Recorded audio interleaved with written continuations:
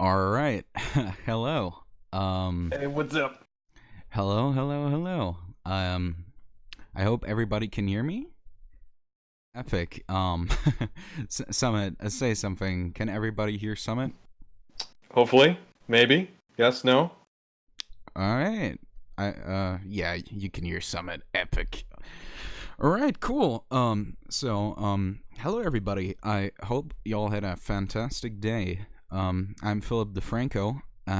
No, I'm not, but I'm Slinky, and I want to welcome you to the second episode of the Riven Mafia podcast. What Oh is? boy. Oh boy, dude.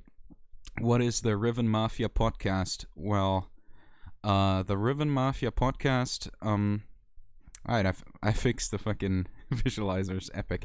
The Riven Mafia podcast is basically doesn't have all that much to do with Rivens or Mafia.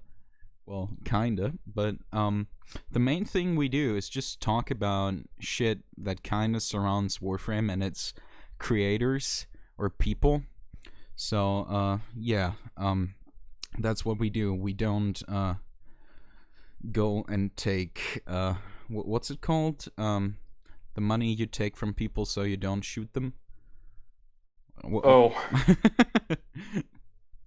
um, I don't know. It's escaped my mind as well. Yeah, alright, cool. So yeah, But that thing, people get it.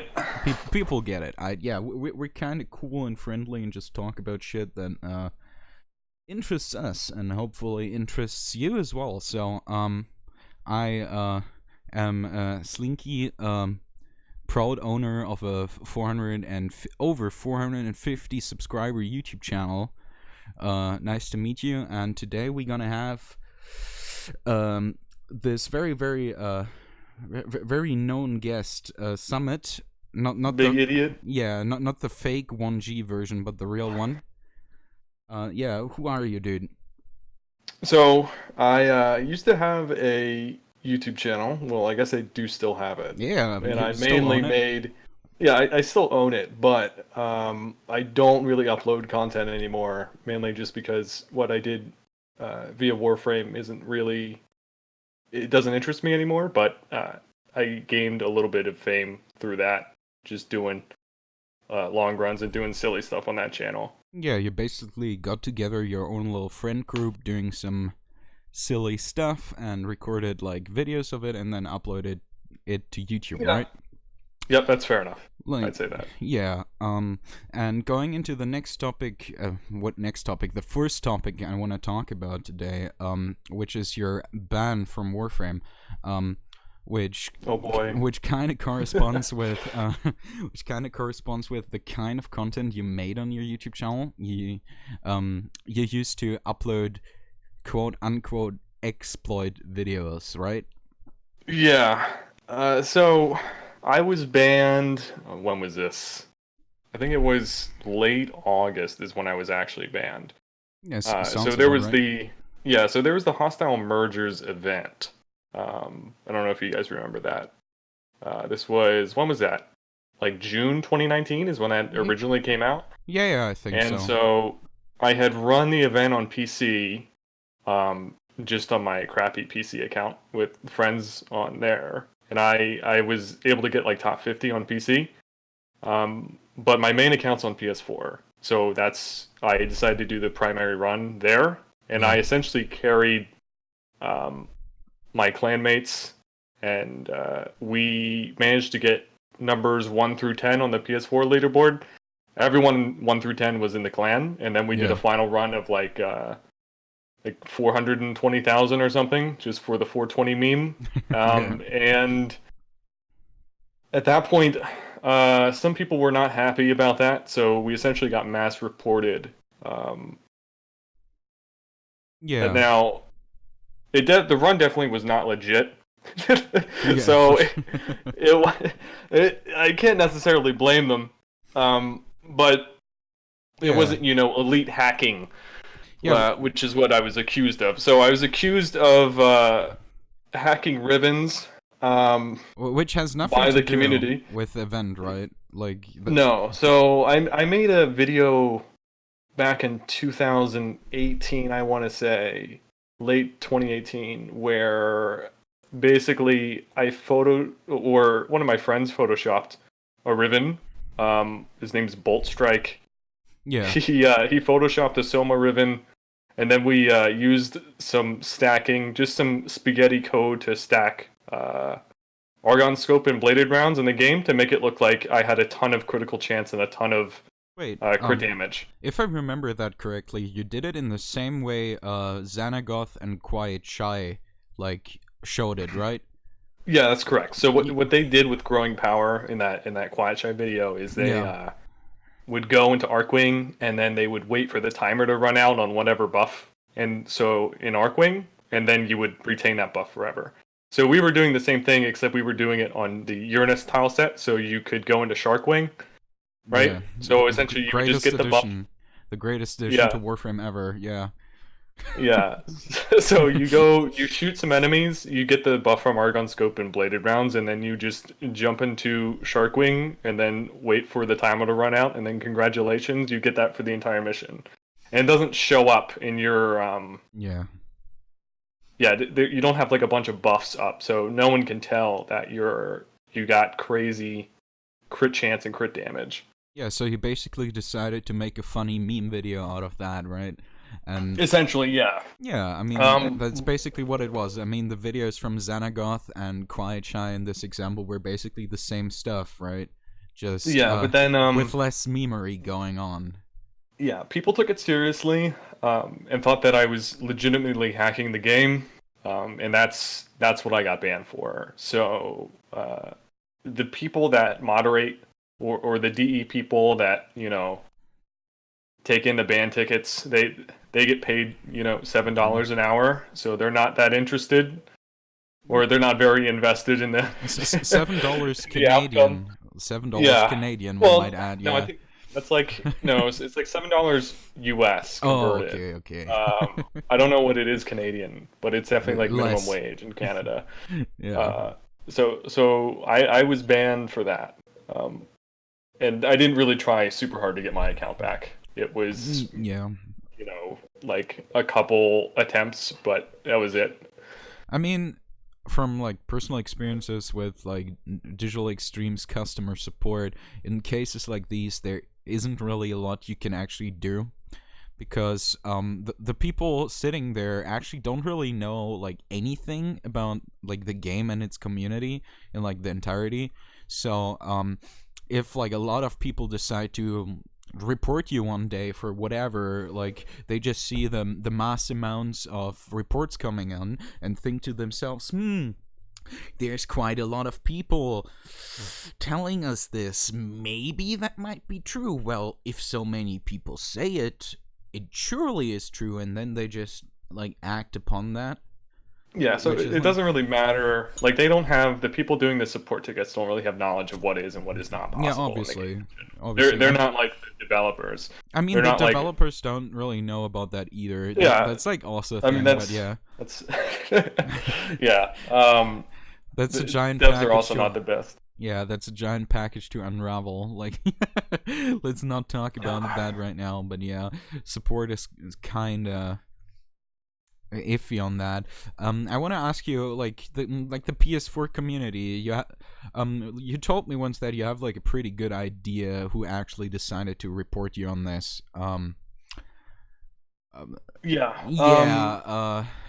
People. What about those people?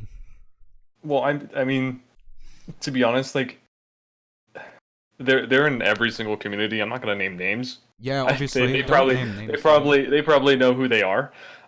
But it's like this in every single community. I don't know about Switch though. Like, Switch might be the holy land where everyone's nice to each other. But as far as I can tell, both Xbox, PC, and PS4 all have kind of toxic players when it comes to events.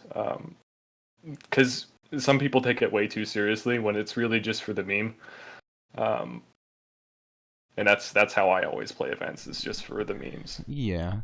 Super Spast in chat saying, I know you from somewhere. Well, I'm Moritz's fucking roommate, so if that says something. But yeah, I feel like for these people, like, you obviously know who they are, but they obviously, like, from the event, right, they abused the same shit everybody else did. This is another point I want to, like, tackle.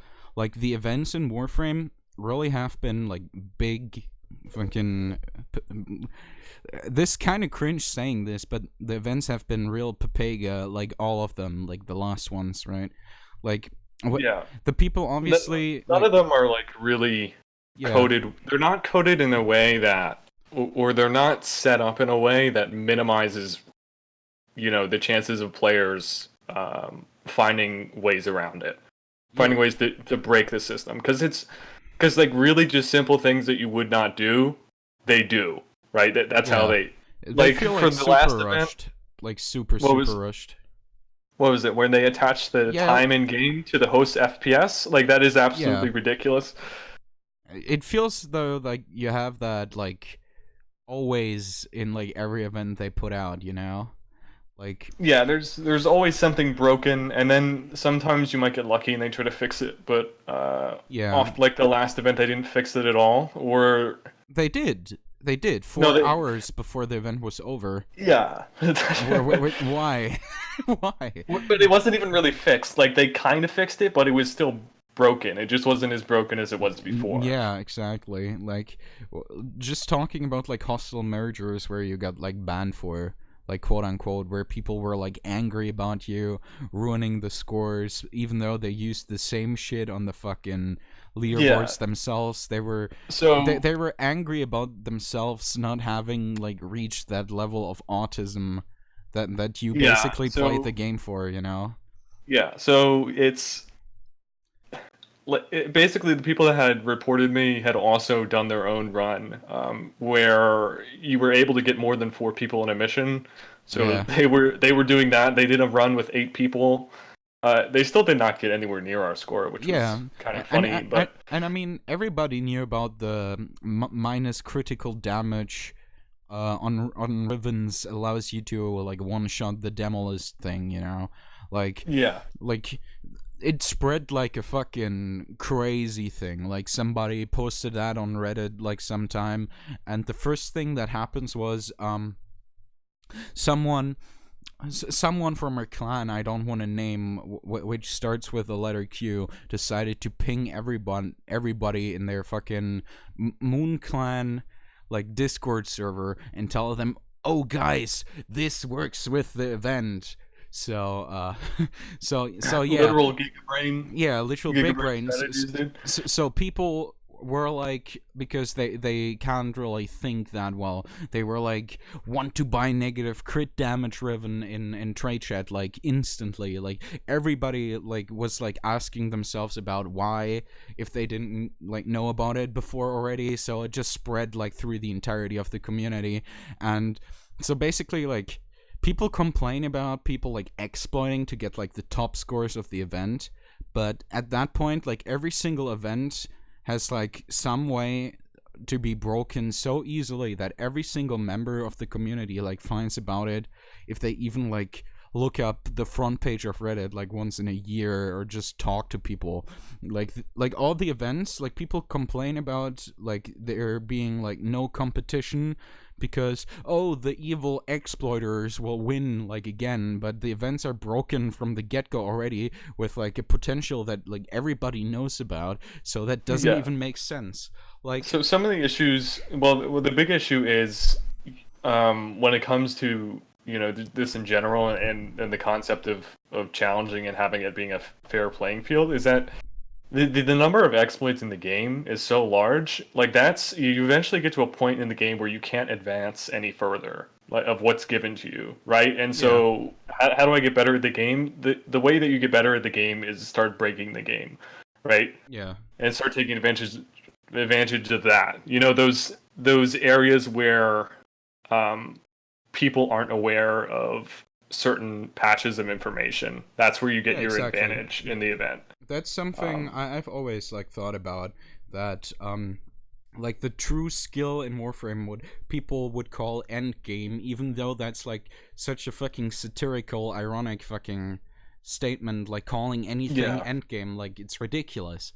Like at this point, like, the word Endgame has become like the biggest meme of the community itself, aside from like the game being playable, you know what I mean? But but yeah, like, Endgame is like a fucking joke. If you want to like go around like that, like, if you wanted to call like events Endgame, like, the idea of events is that the true challenge, because everything in the game is like so trivial by like normal matters to like some specific point, that is that it suddenly becomes like a competition of knowledge about like knowing a lot of shit on how to like exploit the game, or like use synergies to like progress even further. Yeah, You know what I it's mean? definitely not a competition of skill, Yeah, for sure not. or Like, like tactile skill, yeah, really at all, like, skill in right? Warframe is like the only like really skillful like elements you could like call skillful in Warframe are conclave and maybe speedrunning, like executing Nova portals, or like Wukong third ability like fast enough and like with precision, you know? Like, everything Yeah, else really has like skill isn't detrimental, nor really applicable in like any other case, you know. Like, Conclave has like insane skill ceiling. Like, there are people out there playing Conclave, I know, that are absolutely crazy at the game mode. Like, people usually love ignoring Conclave and hating on it because it's cool, funny, and hip, you know. But there are really players that are dedicated and really enjoy the game mode, well, with like the latest problems they introduced with like Melee 3.0. Don't want to even go into that, but yeah, there are people that are really like invested in Conclave and really like try hard and trained. Like, I really think those people are very skillful at the game, like even more than like anything like PvE would like ever require. But other yeah, like because the end game for PvE is having a scenario where everyone has to do as little as possible. There's yeah, as little room for error as possible, right? yeah, like And to do ideally everything as AFK. efficiently, yeah, Yeah, yeah. ideally Essentially, if basically you can AFK. macro everything, then you're good. Yeah, I mean, macroing is also like a topic. Like, the East stance on macroing is, if macroing goes against player interaction, it's against their terms of service. But I mean, with like quote unquote top players of clans, they don't care about it. Like, I've seen people like macro like ESO for affinity farm, just using like limbo, going into ESO, like going into Rift, AFKing for one wave and then extracting and repeating. Like, I've seen people actually running that, like, of like Yeah, for really like sure. high end like top players, big quote unquote on there. But yeah, like the in is like essentially in like Warframe's core gameplay loop of like what people would regard quote unquote end game, like some people say mod survival or whatever, like long survival, long defense. It always like tries to go into a direction where everybody has to do like as little as possible, like Yeah, obviously like AFK like all the way. And that's like the same with like all events pretty much.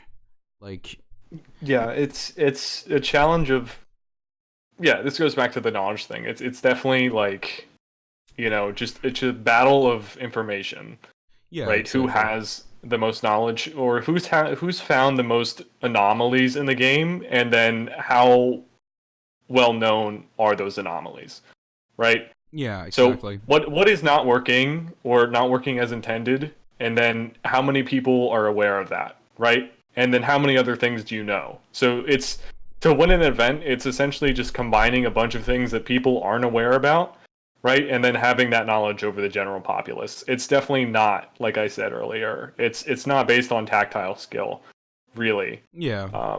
for the most part. And that was something I was thinking about as well. Like, what are events basically? Events are like, should be like competitions of skill, or in like extended sense, like we elaborated on, like knowledge, right? Even Yeah, if this like contest of knowledge isn't necessarily intended, the way the fucking thing got set up by digital extremes due to spaghetti code, yada yada yada, it really becomes like a challenge of knowledge. um but with every event, I really feel like they're super rushed. I feel like everything Digital Extremes pushes out is super rushed in general, even if they had like months and months of like preparation time, which I think goes back to like having low staff size, and for some reason they don't want to expand staff, but that's a different topic. But I feel like with events they do it like even more like rushed. Like one day Steve wakes up, goes to the daily meeting, and is like, yeah, bruh, let's do event next week. And people are like, Yeah. oh my god, Steve, no. No, Steve, no. Don't don't release another they're event. We definitely don't have time. Yeah. they're definitely not thought through very well No. in an effort to minimize the amount of exploits that can be done. Yeah, I mean, even in the sense Sometimes of being playable. they are. I mean, if you think about it, the general premise behind hostile mergers was actually pretty good, It right? was. So it rewarded people who were able to kill all of the amalgams quickly and Yeah. right, back to back to back, Yeah. right? And you needed a lot of coordination for that. And so I definitely do applaud, the way that event was set up, but there were just too many bugs in it. Yeah, I really liked Hostile Mergers. Like, let's be honest here, I really loved that event when it came out. Like, unironically, the issue was that well, liking an event and wanting like having fun and like competing with other people is a different thing, you know. And my main point about events in Warframe is that all of them have like one exploit that's super obvious, like to like everybody, spreads like instantly, and everybody basically uses it, which results in like the entire field getting like irrelevant, you know? Like everybody can theoretically achieve like infinite score because everything is trivializable by the easiest manners, and then the game shifts from being a test of knowledge, a competition of knowledge, to being like a competition of like pure autism. Like at that point, so let's assume let's assume that everything in Warframe works perfectly the way it was intended, and there's no exploits, right? Just hypothetically in this theoretical universe. The events really would not be very fun. Unless they artificially unless they had some way to reduce the time significantly. Like there was a cap at which people could stay in the mission. Because then it's just going to be a battle of endurance, which is it's not really fun. No one wants to be in a mission for 20 hours. Yeah, that's not enjoyable. That's like pure autism. Like, obviously. Yeah, I don't want to be in a mission for 20 hours. I don't want to really be in a mission past 4 hours. Right, that's the limit for me. Is when like if I have a lot of people together, anything past like 4 hours starts to become not fun. Yeah, you remember when we tried for the Halloween event? What was it called? Hallowed Flame. That was a fucking shit show. I was up like for like 72 hours in a row trying to figure that out. That was fucking horrible, dude. Yeah, that was not fun at all. Like that was fucking shit. Yeah, but they also trade ban you for like 2 weeks if you're longer than 6 hours in a fucking survival mission. That's also something like Twiga had said that in chat, but that's also something that's like worth mentioning. Like endurance in general is like punished. Like not only is it like a test of like pure autism to like sit through, let's say, like 24 hours of like co-op survival, can't even pause because you're co-op.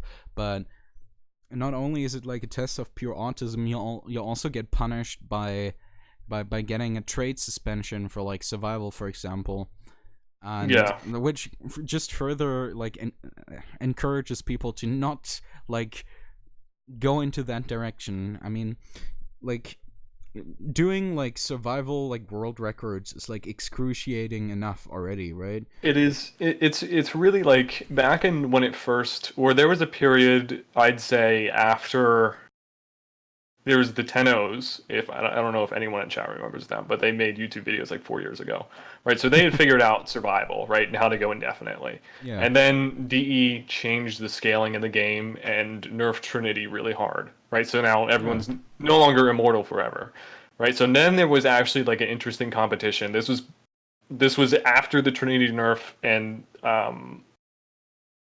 the way enemies interacted was changed, and then before Ivara came out, right? So there was this period where we didn't actually know how far you could get in the game, right? Because as soon as Ivara and Covert Lethality came out, and then you can go forever. Oh yeah, for right? sure. By yourself, and that was really dumb. But before that, there was actually people competing for the solo limit to see how far everyone could go, and that was pretty cool. Yeah, I think like current like solo record is like 58 hours or something undocumented. Yeah, and that's not like and it doesn't that's not even matter. fun. Yeah, it isn't Yeah. fun, but also It's- it doesn't and- matter because it's solo. Like people usually like when it comes to like world records, people are like always in your face. Oh, I have that world record, etc. Like like people just put that into your face. But when it comes to like solo survival, like people don't even care if like the 58 undocumented like run is real or not, because nobody cares. It doesn't matter. It It's doesn't not interesting. matter. Like It's not like you're advancing like the knowledge in the game. You're not using Yeah. some new technique, right? I Exactly. think like if I had to pick like what would be a good measurement for the best or the most competitive field right now, if I had to pick some kind of event or start an event, it would be the fastest time to like 100 waves in the defense, yeah, right? that I would think be that pretty that would be an good. interesting challenge. Yeah, but the current record, I don't know if it's still on the leaderboards, was like way closer because that dude used some exploit and like rushed through the waves like some dumb shit, like enemies didn't spawn anymore, so the waves like instantly ran out or some Yeah, some shit. I'm sure there's definitely something like that. Yeah, But like- assuming it's relatively legitimate, Yeah. then it's interesting. Yeah, exactly. I mean, that's a very nice challenge, but what are you gonna do? Like, people are not, like, doing that anymore. Like, right now, people are, like, more obligated with farming Railjack over and over again to have abysmal drop rates on their fucking parts, Yeah, it doesn't Or- really matter. The game isn't geared towards challenging content.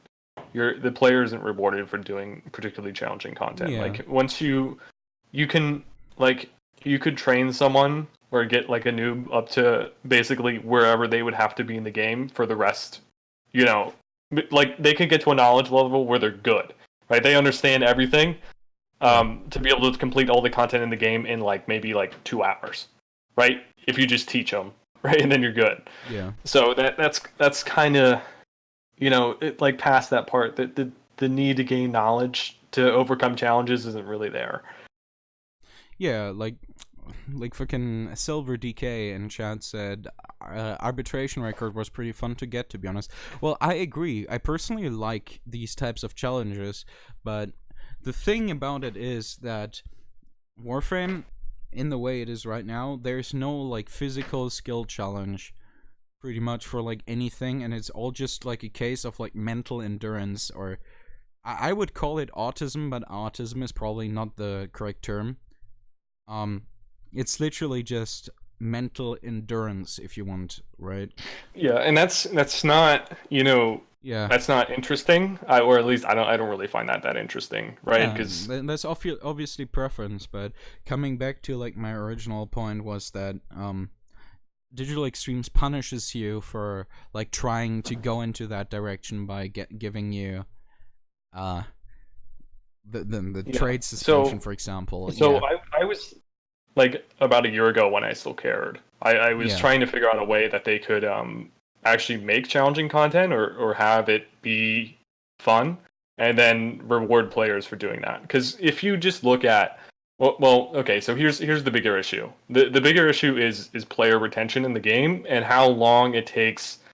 The ratio between how many hours it takes the devs or how many months or whatever to put out content, and then how many hours it takes the players to consume that content, right? So right now, like it might take DE like 6 months to put out a new story, right? But most people are going to be done with that in 30 minutes and then never want to play it again. Yeah. Right? Some people might replay it, but it doesn't really matter for the most part, right? So it's 6 months of work for 30 minutes to an hour of the player base to play it, right? That's not a good ratio at all. Yeah, exactly. And which comes down to like my main issue I'm currently having with digital extremes themselves. I really feel like that they need to hire more people for coding and maybe even like playtesting and putting shit out. I feel like their staff team is completely under, like, they don't have enough people, like, completely. And yeah, I don't know if that's why. the issue or not. I I'm not personally sure. think so, because they're very slow, and the way like Warframe puts out content and players interact with the content, because the game is so easy on a skill level that it's basically trivial. Like everything is just endurance based. Like you just gotta repeat that mission over and over and over again. Like that's the same thing. It's basically everything just endurance based. People know how to do shit fast. And they're gonna do shit fast if they want to. The issue is that the content for those people is completely dry in like a week at maximum. So obviously. So the question is, okay, so what content as a developer, right? What content can we make where we can put it out and we can turn that ratio of the amount of time it takes for us to do versus how long it takes for the players to get burnt out on that content, right? So you want to increase that ratio, and a good way to look at it is at like other games. What other games out there are there that you can create content and then players will play that content for an extended period of time? If you look at single player games, right, people are going to play that for 30 or 40 hours, and it takes forever to make. Right? Yeah, obviously. The games that people years. are playing, 2,000-3,000 hours in, right? That's like CS:GO. It's there has to be some challenge there to keep people interested. Yeah. And finding other players is interesting. The thing right? about CS:GO, for example, is that it's competitive in the sense that you engage with other players and compete for a title of being a better player than others when it comes to like ranking, and probably like even possibly for like people who even want to compete even higher in like tournaments for money. That's the thing. Like what keeps like player retention coming in like CS:GO, for example. Let me answer these comments in chat real quick. HLixer and SilverDK said that that people asked for a team of actual players since like ages ago, but they never did anything about it. And SilverDK said that they have enough people, but they're mismanaged. I don't know. Like I honestly don't know if they have enough people. Like even if they have enough people, they would need to be like so mismanaged. I can't even like fathom. Like at sometimes when I'm like drunk or something, I really think that Digital Extremes is just a fucking Chinese money laundering scheme because of like how mismanaged their team needs to be. Like people always praise them for like whatever, but I'm just looking at this. Like they're literally like hats off. Let's talk about this. The code in the game is absolute trash. Like it is okay, yeah. So the code is straight spaghetti. It's straight spaghetti, like Warframe. Which I didn't realize that in the beginning, but I actually kind of find it fun. Like the fact that the code was spaghetti kept me playing the game, and that was the only reason I kept playing the game. Is because I could break the game and keep finding new things. Right, while breaking it. The thing is... But normally that should be supplied by the developers, instead of, the players going out and breaking the game. Yeah. Right? There should be some kind of, synergies and interactions in the game. And to be fair, Warframe does have a pretty high knowledge cap, just keeping the stuff that isn't exploits, right? Yeah. Like, what I wanted to say is the issue with Warframe is that it's basically like a mod for Darkness 2. The old game from 2006. That's basically how Warframe was set up. They took the engine from Darkness 2, took everything, and made a Space Ninja game. And in the beginning, they had like almost no funding whatsoever, a little team, and just built from there. But now it's going to bite them in the ass. Well, I'm saying going to, but it has been for the last couple years, because the core mechanics, like the core libraries, like math library, fucking rendering engine, etc., like the core of those is still like intact like it was before.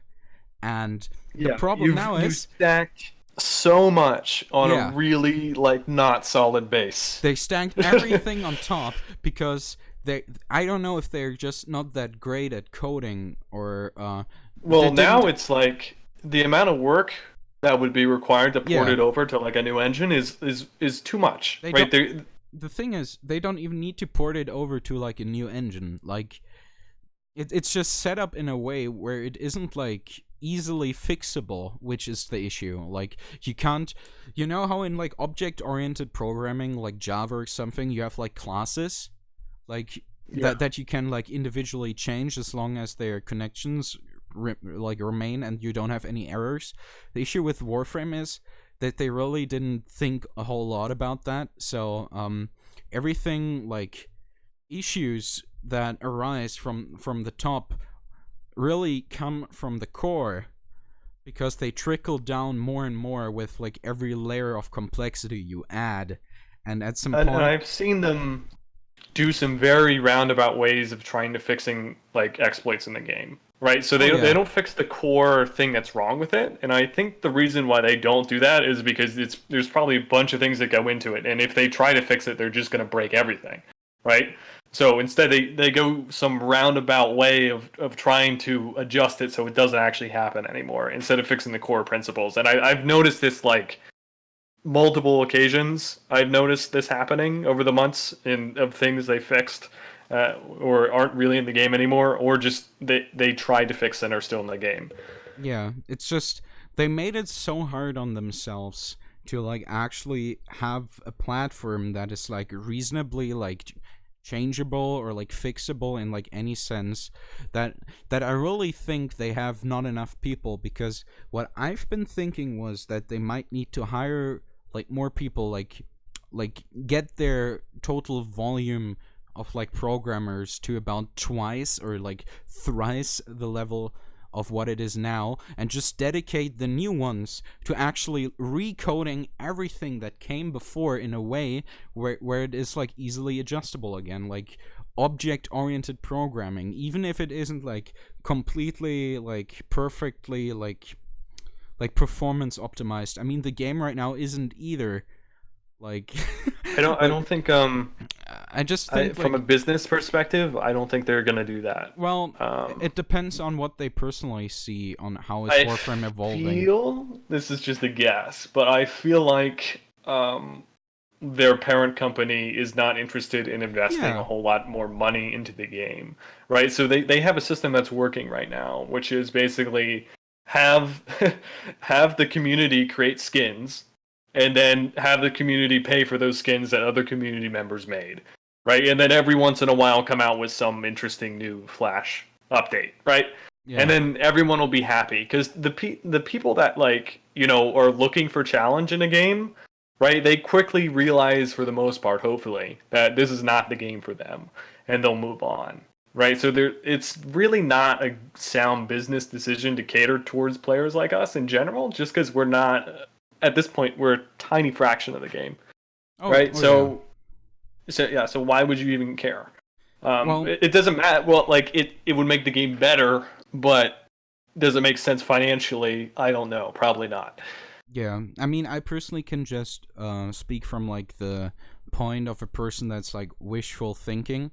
Like people who know me know that I like to rant about the game a lot. Like speaking about how spaghetti the code is, how fucked their fucking brokenness in the latest update is, that fucking explosive weapons are basically complete trash now because status mods don't apply to the explosion anymore and just to the impact, etc. But the truth about this is that um, people who complain the most usually care the most.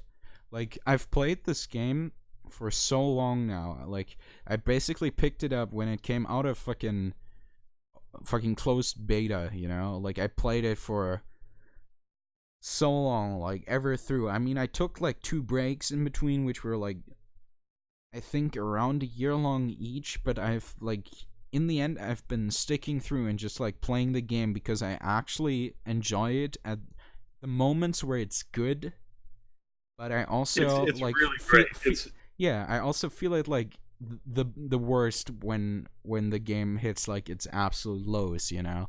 Like I just want the game to actually go into a direction which like gives it like a foreseeable future, and that's like thought perspectively like towards like a good idea in the future, you know, like something like that they have like a roadmap or like a plan on actually like eventually like fixing like the main issues with the game.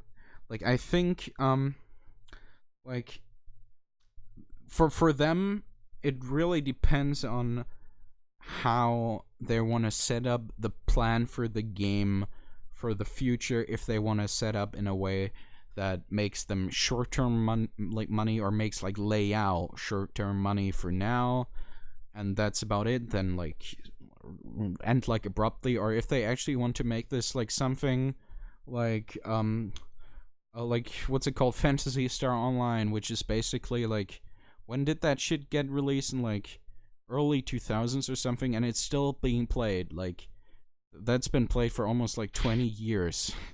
Like if they want to like set it up in a way yeah. that So works like that, but if they want to have if they want to make Warframe last, right, yeah, and have a community that's more invested in the game, I guess you could say, is they need to have something in place where, or or I should say, okay, yeah. So they have to adjust the ratio, right, of how long it takes for content to come out, or yeah, or, or the player retention time of that content versus how long it takes to make the content, and what you need is challenging competitive content, oh right? yeah, Which is not easy in their current state of the game with their current system, but I think it's still doable.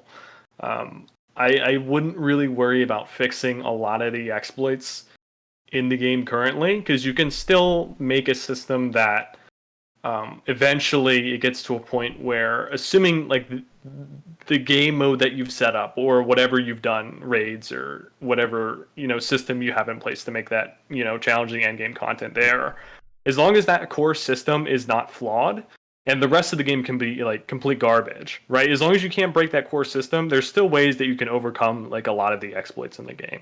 yeah.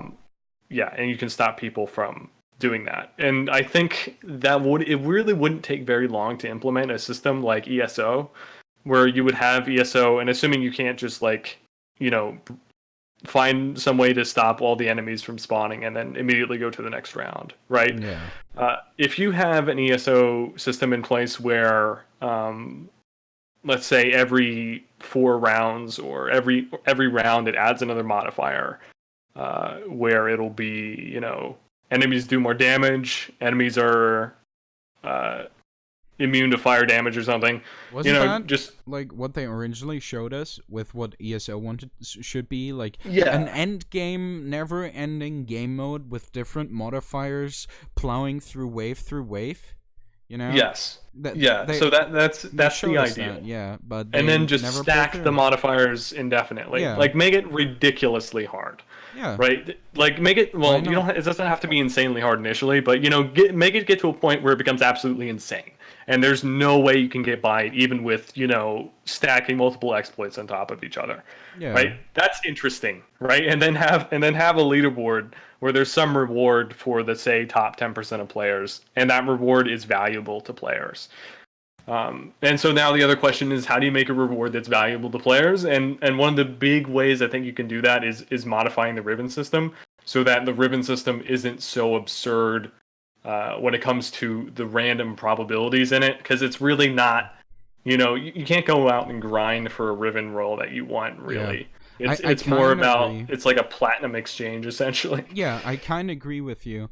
What people usually when they like to hate on the Riven system, they usually just look at themselves in the perspective of like rolling the Riven you want being like astronomically hard to do.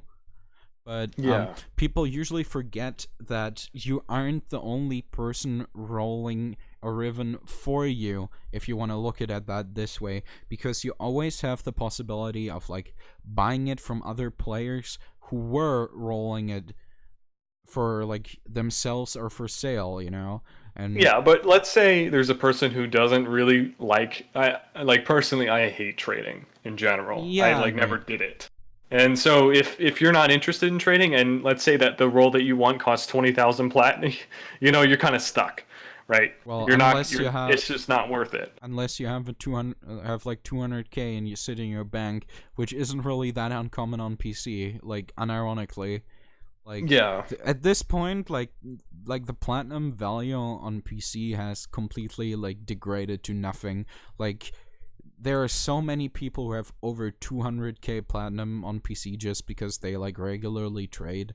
I mean, trading isn't for like everybody, but if you were like trading like pretty regularly with like Rivens and shit, like ever since they came out, like not even like every single second of your life in trade chat, you probably have like a very sizable like net worth, unless you did some dumb shit. But yeah, that always happens to everybody. But yeah, platinum is basically not worth that much. But you can see like how little platinum like has been worth, like in like recent times. It's only like happening. It has only been happening like pretty frequently that like Rivens have like quote unquote exploded in value to like 20k. Like 20k isn't even like that uncommon anymore. You said it like in a way where it should sound like ridiculous, right?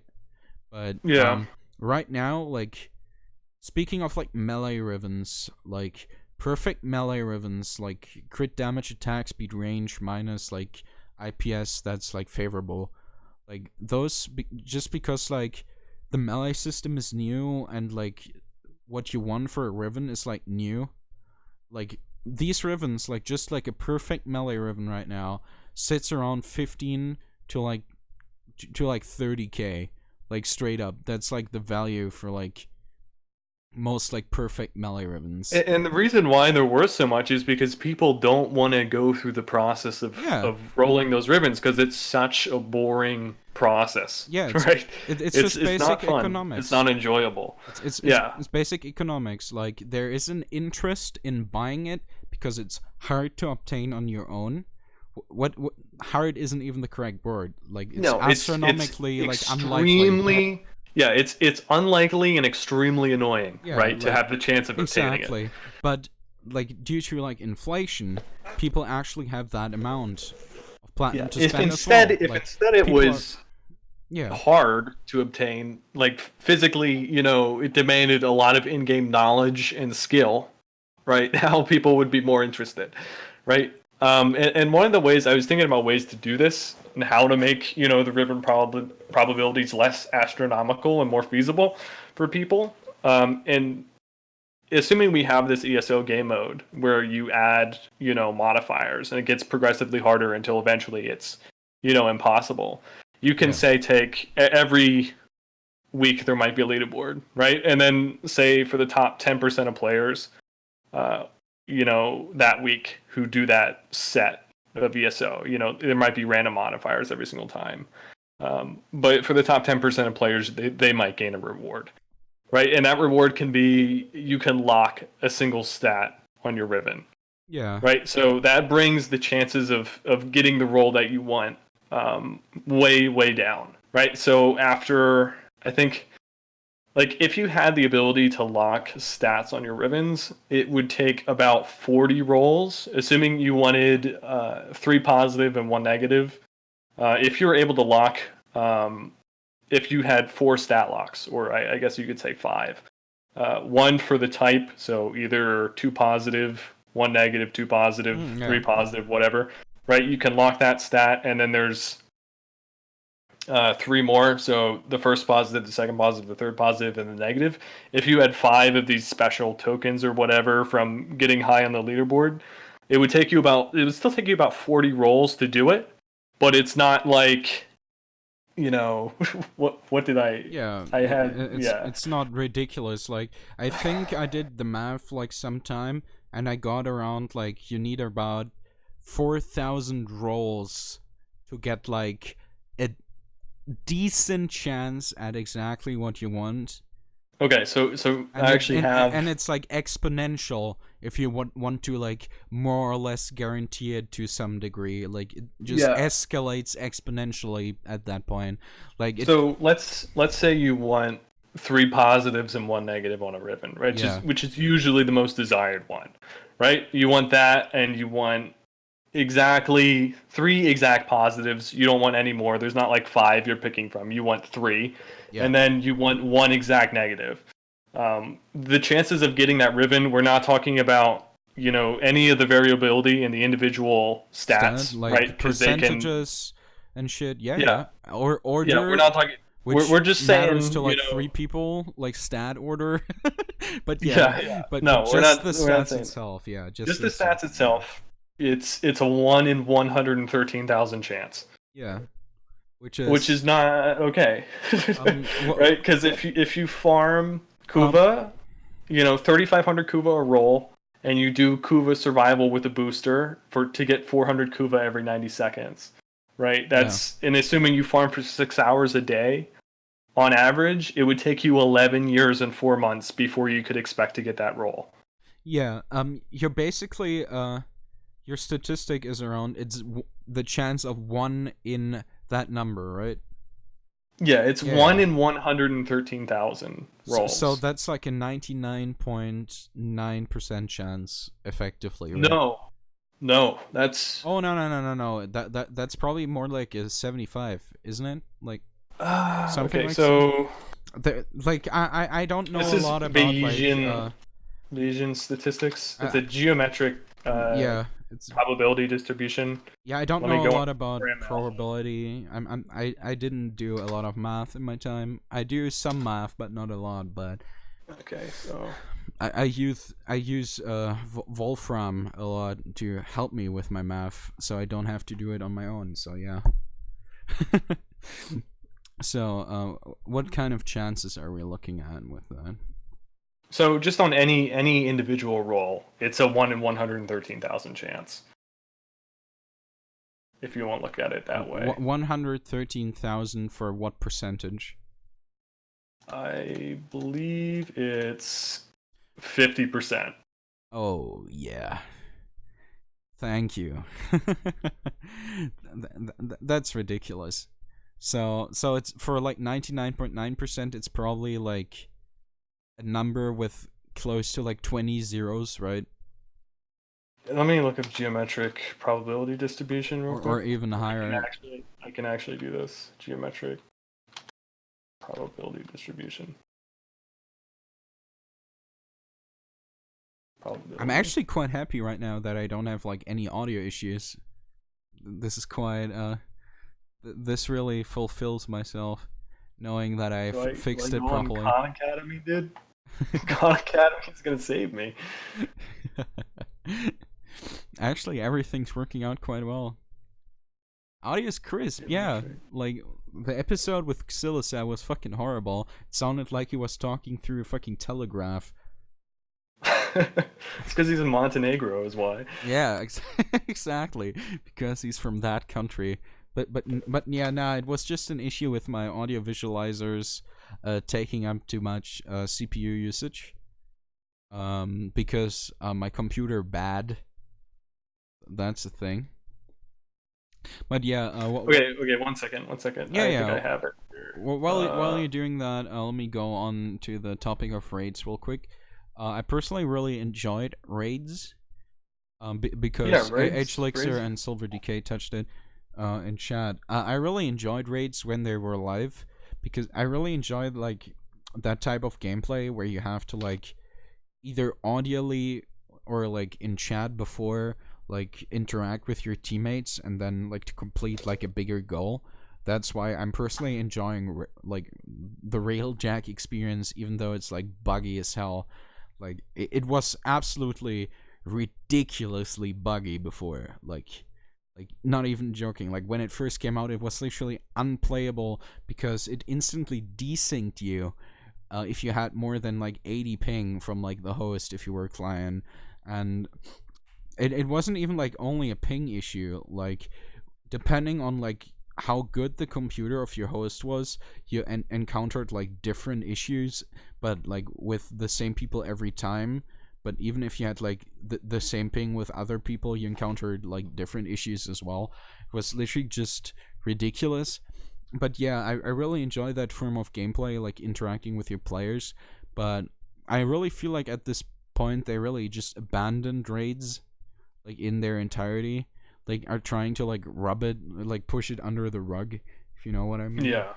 Like They're not interested in doing that anymore. yeah, Just because raids were a lot of work and they weren't interested I don't in even feel like that doing that work. raids were like that much of work. I don't even feel like that raids were like that much of work. They were just something that didn't bring them that much money. Like, I felt like they were like on the scope of things. I feel like raids in their entirety were probably less coding to do than like the entirety of like Empyrean is. Like unironically, I just feel like that raids themselves didn't really bring them like enough money, so they decided to like pull off the resources on there, and like right now they're basically just waiting for everybody to like forget about them, you know, like just hope that everybody like just loses interest. But yeah, uh, Okay, I'm just gonna go Bernoulli trials. Screw this. yeah, Because all my geometric probability calculators are breaking. Because the odds are it can't go past like 1,000 trials, and yeah, this is like way beyond we're way that. beyond, yeah. Okay. One, one, can't you three, four, just four. can't you just use Wolfram? Yeah, that's what I'm using. I'm going back to Yeah, Warframe. just do Wolfram and insert your 1 in 100 something thousand. Uh, what was the correct Yeah. fucking? Okay. So here it is. Yeah, So if you have so the probability is 1 in 113,444. yeah, Right? If you do that, the expected number of successes is 1. Right? If you go in through that and do that, it's the expected number of successes the is 1. So expected that's how one. you. Yeah, Yeah. So it's not like you're gonna get 2. That's how you should think about it. yeah, That's how many before you can expect you can actually get your yeah. Riven. Which is That's kind of that's what the shitty. calculation's for. It's shitty percentage. It's like And 50%, it isn't it? gets what was that? It's like 50%. Like Yeah, so pretty much. it gets way worse than that though. Oh If yeah, you want to look at, um, pretty sure let's that say, it's exponential. if, yeah, if you look at the variables and the variation in Yeah. each of the stats, and you say, okay, I want this exact roll, 3 positive, 1 negative, and then I want all the stats to be maxed. What are the chances of me getting that? And I did the math here. It's 1 in what is this? Okay, yeah. So this is on a rifle ribbon. Yeah. Just 1.0 attenuation value. Because as you increase the attenuation value, the chances of getting the perfect roll continue to decrease. Oh yeah, for sure. So let's say 1.0 attenuation value rifle ribbon. The chances are 1 in 230 trillion 813 billion. So that's let me see. How many zeros is that? It's 6 for a million.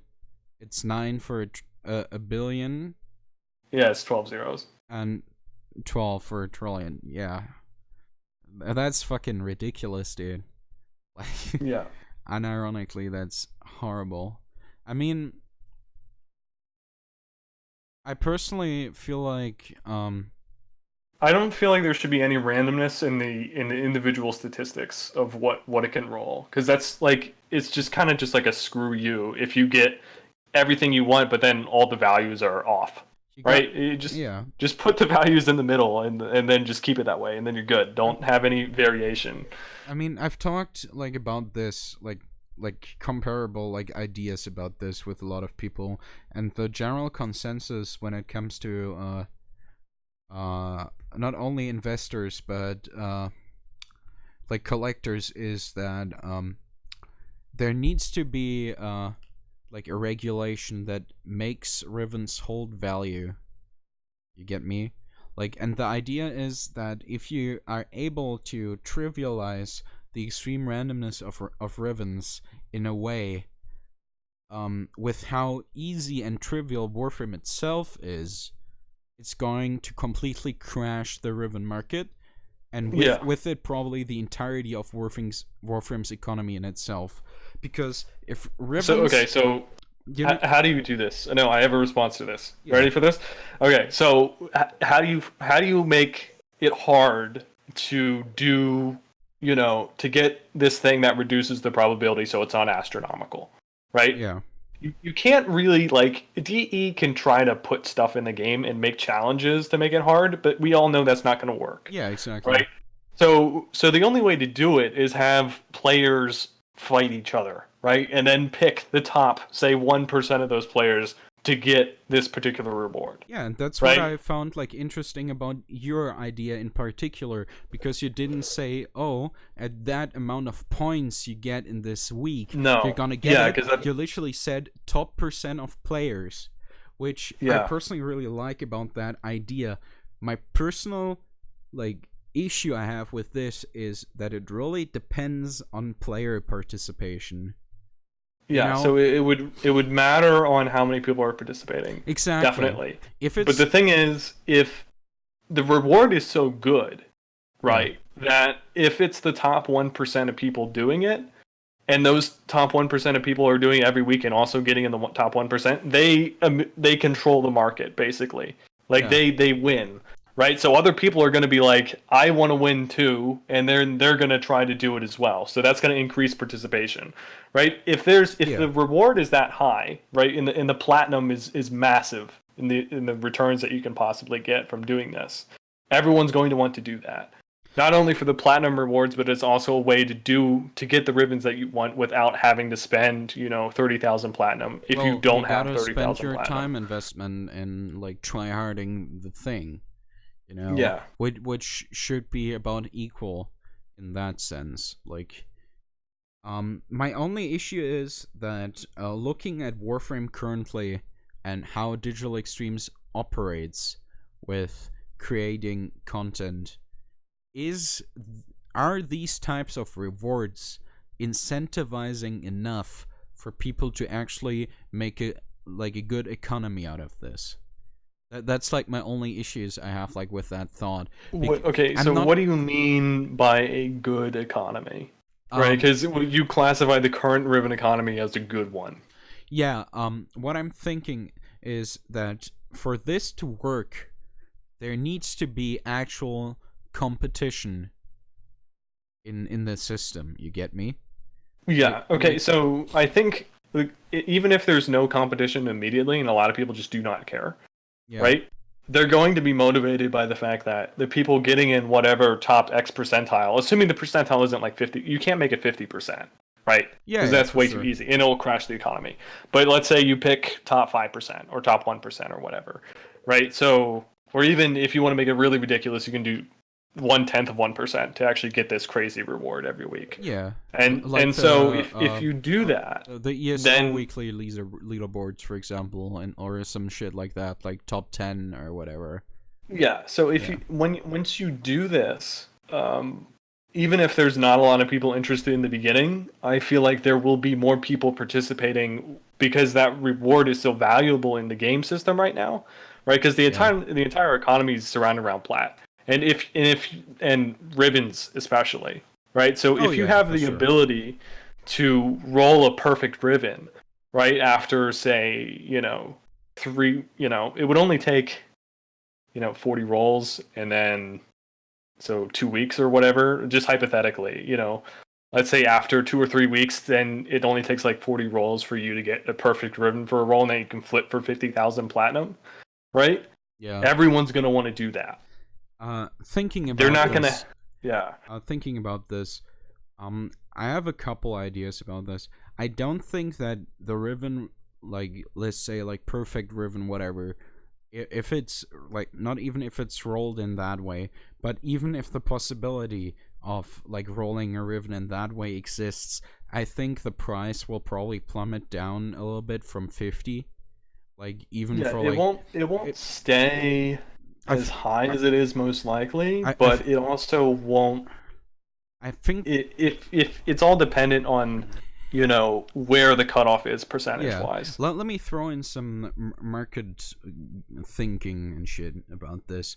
I think what this would create in terms of what it would like make out of the economy is that grades on Rivens would become like exceedingly more valuable, because if you wanted to like reroll for a better grade on your Riven, you would need to like get another token again, like to like possibly like unlock the stat again, roll again to get a better grade, etc.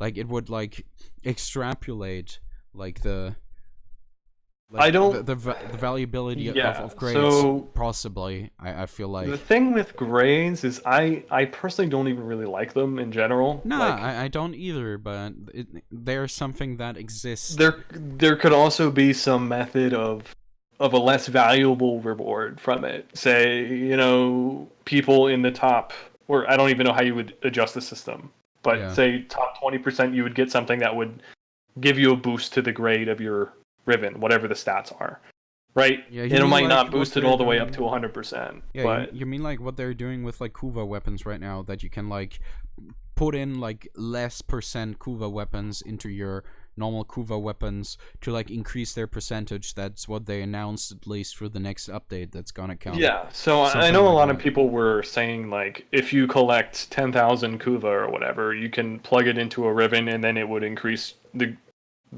individual stats, right? And then eventually you would get up to the max, Yeah. right? Something like that.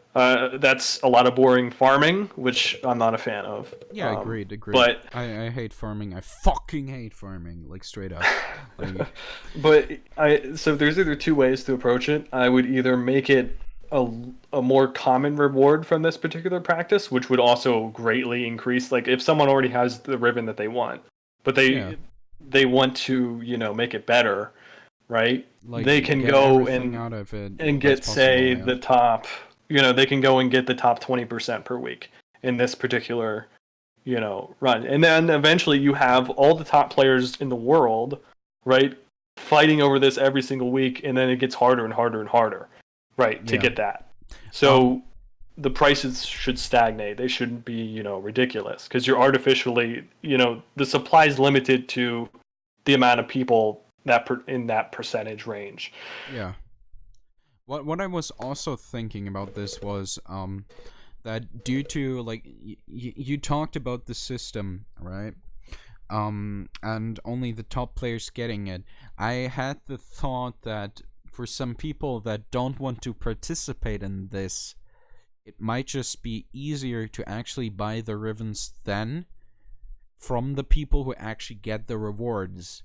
And my idea was that then you would have to wager your time investment you put into like getting the tokens, for example, right, against the time investment that it would like require you to like accumulate the amount of platinum needed to buy that Riven, which would Yeah. like So create for another like another like difference that needs to be like sorted out. Like what's more Well, like, no, I think that's good for some people, right? Because some people aren't interested in getting crazy good at PvE, right? That's oh not. yeah, They would much rather just be traders. So, right, if they can, and right now the Riven economy is really geared towards traders and not people playing PvE, oh yeah, right? So this definitely. is trying to balance it out. So now the really good PvE players can actually start, winning in the Riven economy as opposed to just people trading Rivens, right? Yeah, Because trading Rivens, like I hate it, right? same. Yeah, It's not same. very fun at all.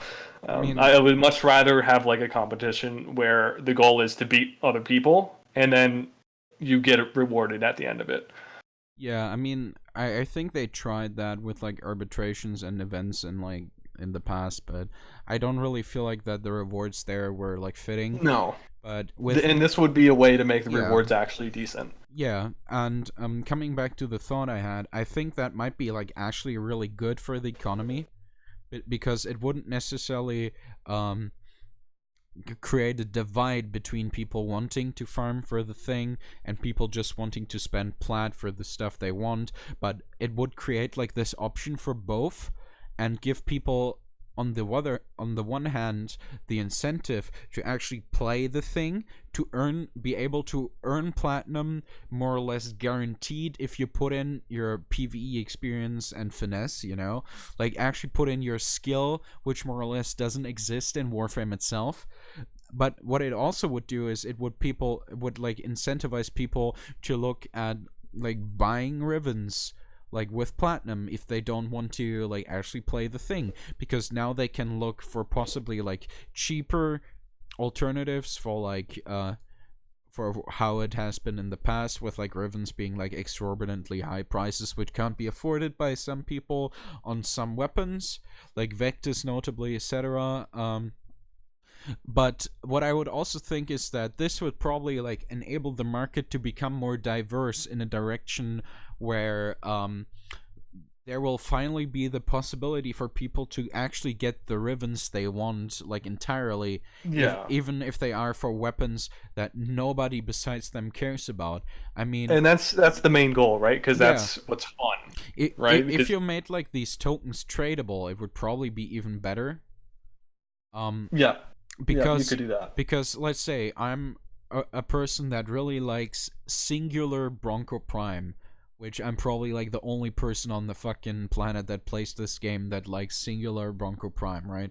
But let's say it like this: I am the person that owns the best singular Bronco Prime Riven in the game right now, which isn't ideal because it has 2% too little status chance. Let's just use that as an example. So if I want to get a perfect Bronco Prime Riven, I either gotta get lucky with people unveiling it for some reason and putting in a trade chat instead of endoing it because they don't know what they're doing, right? Which is even more astronomical than just rolling Rivens in general, because rolling... Yeah, the odds are you're not going to. No one's going Yeah. to keep rolling a Bronco Riven unless they want Yeah, to keep exactly. it, Like, right? So it's just never going to come up. You're never going to get better it's than what never you gonna have. happen. Like, And so that's annoying, right? yeah, but So this is a system to actually you can get to the maximum, right? But it takes a lot of effort, and it doesn't yeah. crash the economy while doing so. Like, thinking about this, I feel like the rewards are probably like worth around like twice of what like an Arcane Energize was probably worth when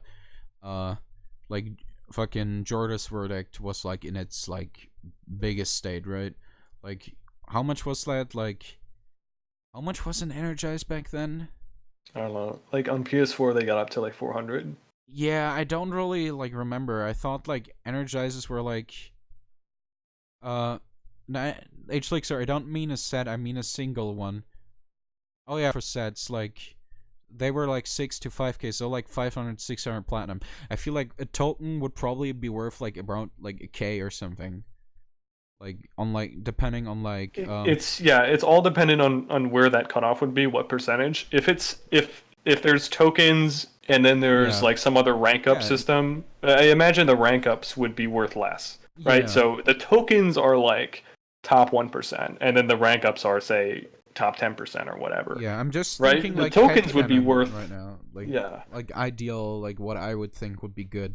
I just feel like that a token should probably be worth around like between like 1 and maybe like 2k worth of platinum. Yeah. So And another thing that you could do is this is what Destiny did, yeah. is where you when you completed the Nightfall, for that week you gain like a ring of fire around your head or something. Like there could be like cosmetics in the game Yeah. that you could acquire. We have that in Warframe, by the way. Yeah, we do. That stupid that sigil or whatever that you can put on.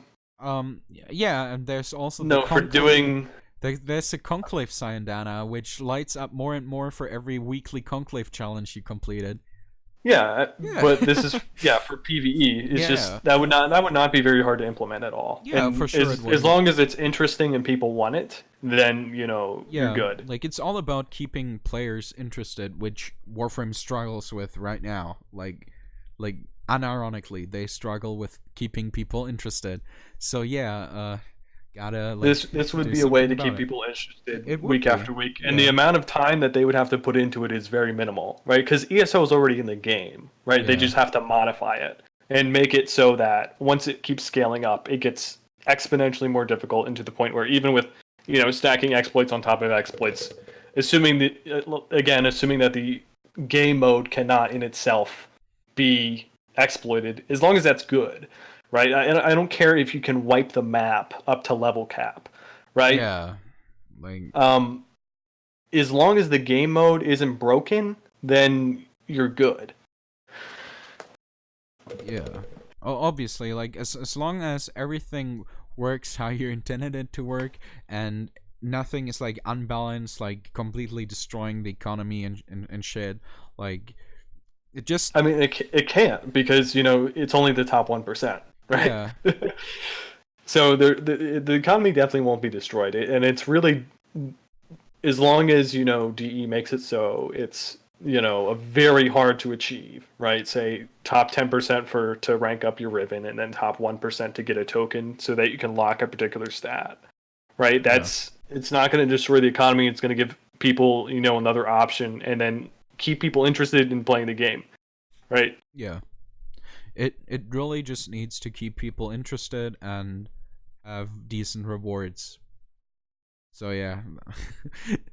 So that's really I proposed this like a year ago, and no yeah. one listened. It was Nobody big sad, cared. dude. Yeah, I mean, No one cared. that's how it usually goes. I mean, I tweet at them like all the time, saying, "Hey, this shit's broken. You might want to fix this," but they always ignore me, and then like the crappy Microsoft Paint fan art and retweet it. So yeah, that's just how they be. So yeah, Summit, what do you do now since you got banned in Warframe? Oh, yeah. So now, I mean, as far as video games are concerned, Yeah. I haven't really been playing them. Like, I played Forza Horizon a little bit, but I like I'm not racing games. I'm not like breaking the game there, so it's not super interesting. But I mean, it's racing whatever. games I'm are not. quite cool as long as they're set up in like a very intuitive feeling manner, and they aren't like excruciating to play.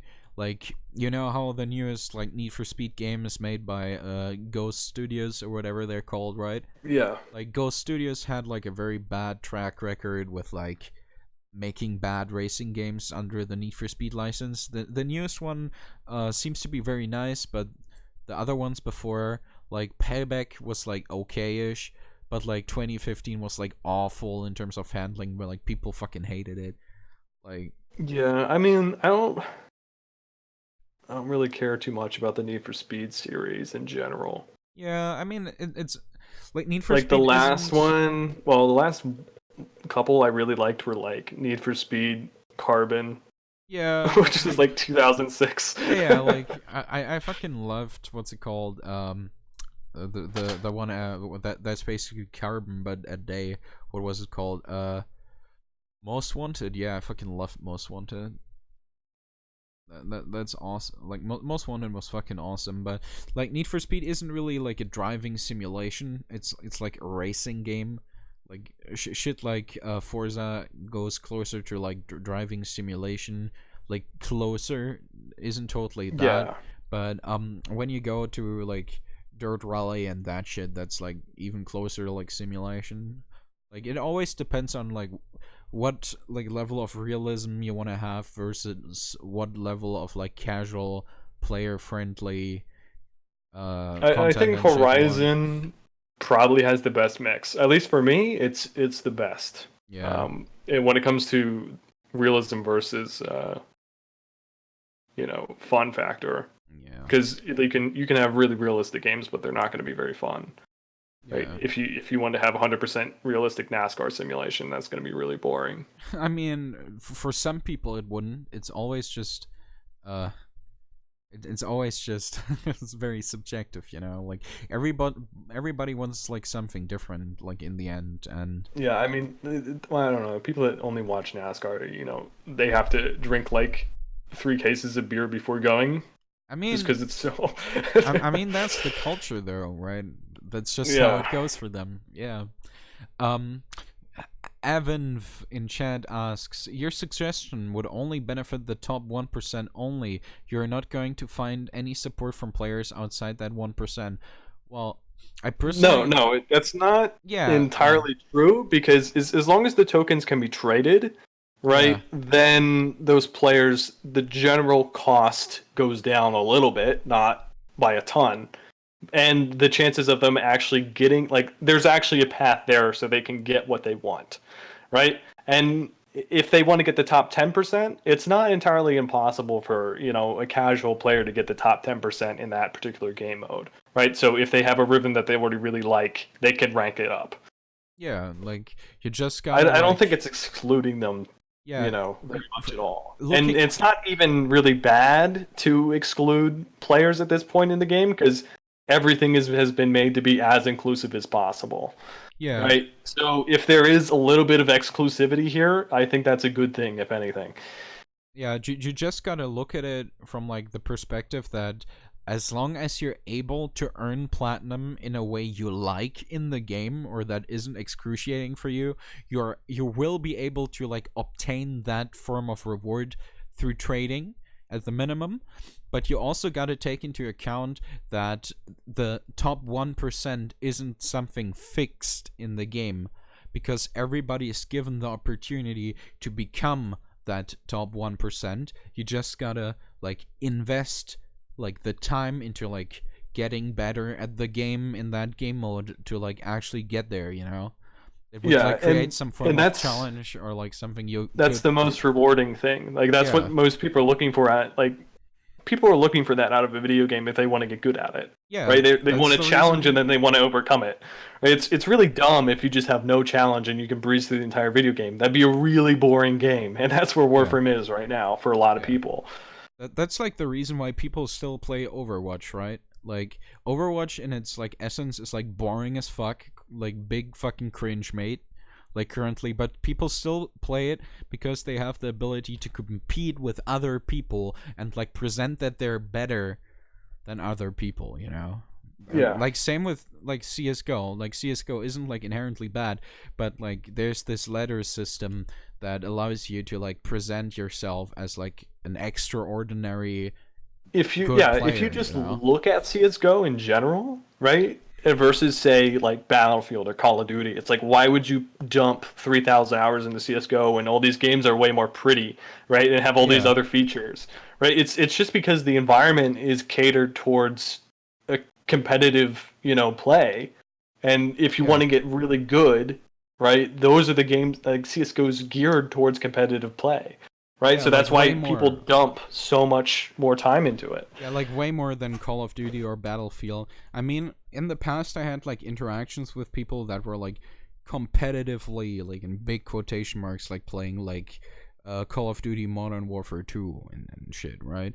But Yeah. those scenes, like, they died out not only because like the fucking franchise constantly keeps recycling shit into like a new game, but also just because like the environment that's like created by those games like Battlefield or COD is like way less competitive, like essentially if you compare it to like CS:GO. Like CS:GO it's like never changing. Well, they might introduce a couple new maps now and then, but the maps itself like never really change. Like you can actually put time in and learn these maps. Like you can learn how to operate and look in these maps, right? And Yeah. the gunplay in CS:GO, if you compare it to like uh COD, for example, is a lot more competitive in itself because the way everything works, it requires way more skill to adjust to specific situations than it does in COD itself, you know?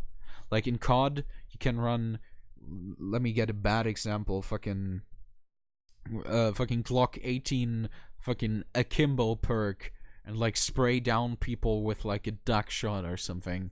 Like you just duck down and spray with Yeah, like it's dual full automatic Glock 18s, you know, and yeah, like and just that's pray.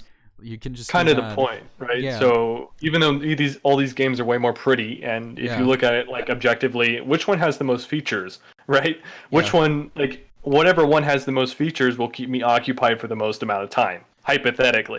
But that's not Hypothetically, the case, honestly, yeah, right? It's CS:GO, which looks really gross right, compared to these other games. Yeah, it looks You know, basically like graphically. a slightly better fucking Counter-Strike Source, which came out in 2006, Yeah, and which then all was the guns are really basic. yeah, You know, and it's so why on earth would you play this game? And yeah, why are people playing 4,000 hours? It doesn't make any sense, well, right? because Until there's you realize it's satisfaction. Yeah, yeah, there's and satisfaction to that's be what Warframe found. needs.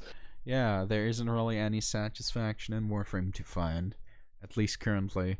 At least not after 2 days of a new update coming out.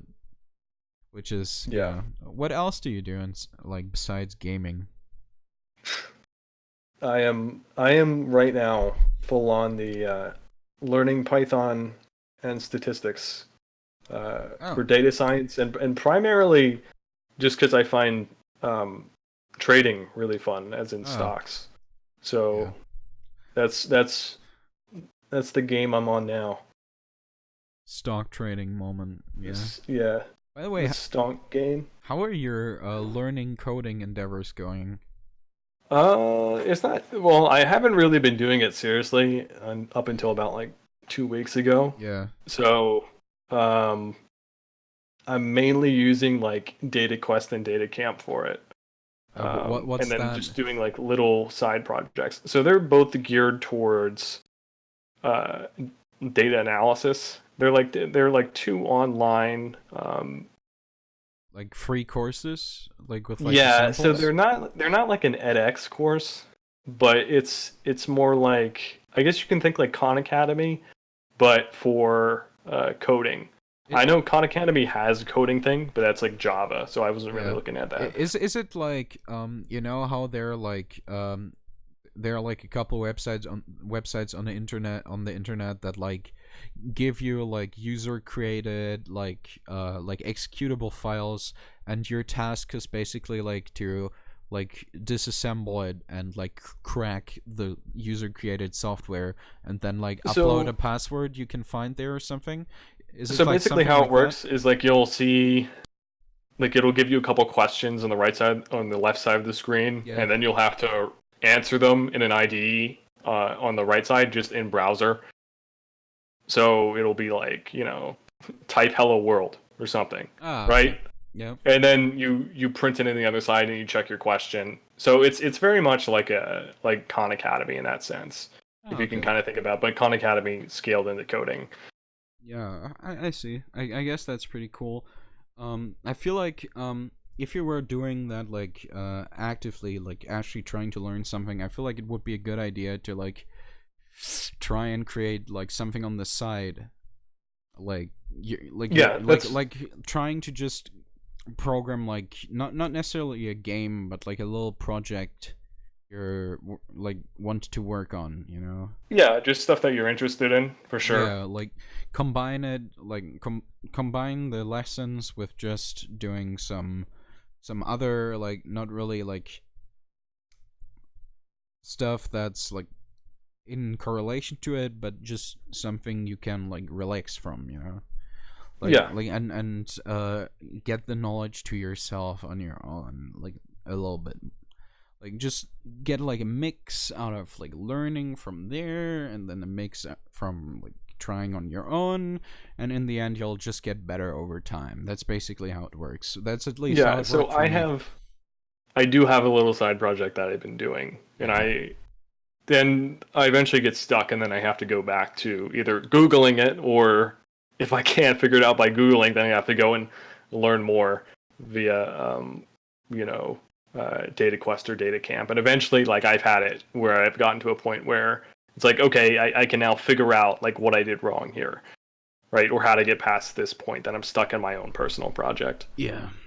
Yeah. I mean, everything will just come with time, I guess. Like just get yourself together and constantly keep working on it, and then eventually you'll get better and better, and you'll achieve your goals in that sense. All right. Yeah, Um. dude. Uh. A couple of people asked me. Well, that's a lie, but a couple of people asked me what the fuck happened to your Discord server. Like, Oh, so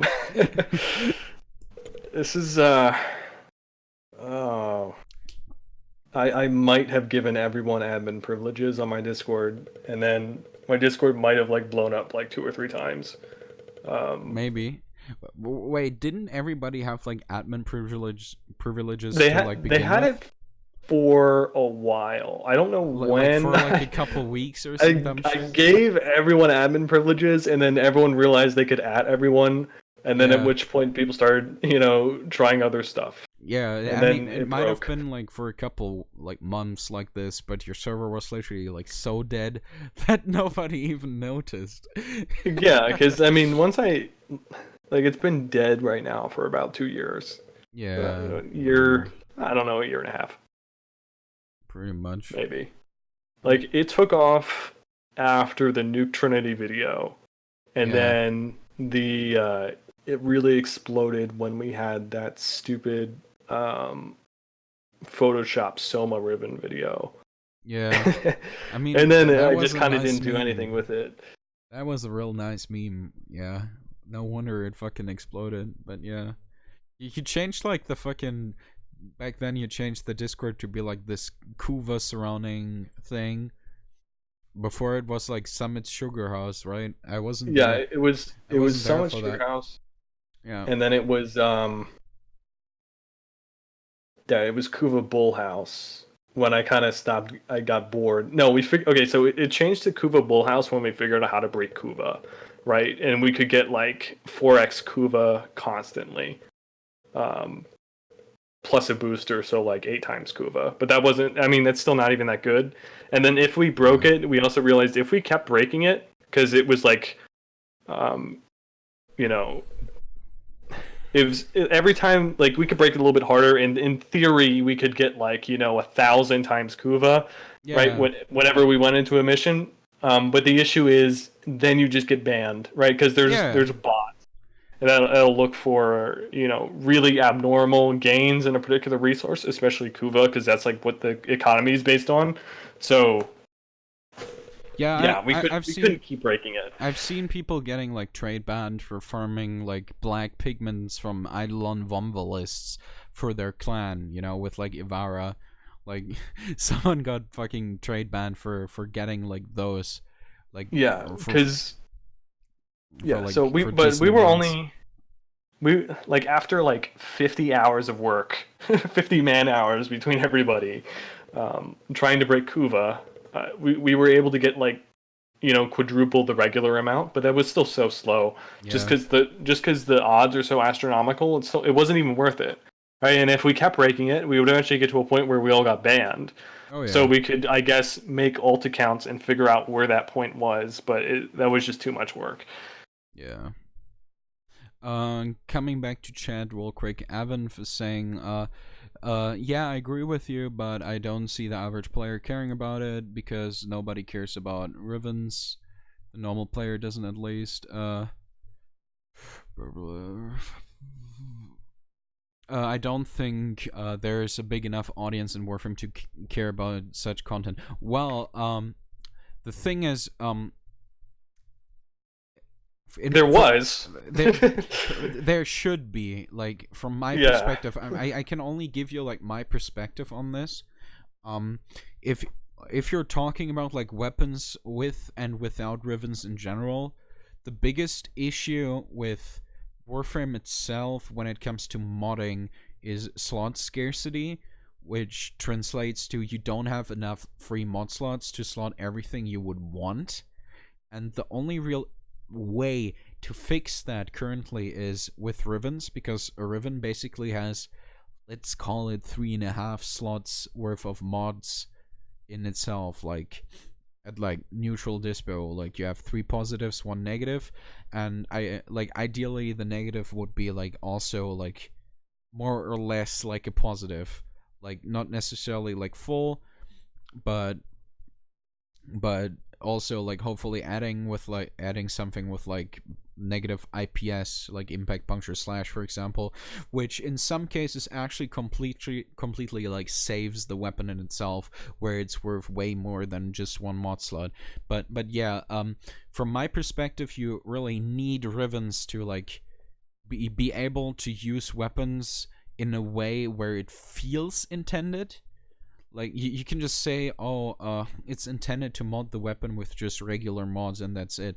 But for a lot of weapons, especially weapons people usually regard as quote unquote bad, it just feels intended to have a perfect riven on it because that allows you to save mod slots for specific stuff, so the build gets all like more well-rounded. I plan on doing like a video on my YouTube channel surrounding weapon potential and why Rivens are good in itself with like multiplier theory and everything on that. I'll do that somewhere, somewhen, I don't fucking know, somewhere in the fucking future.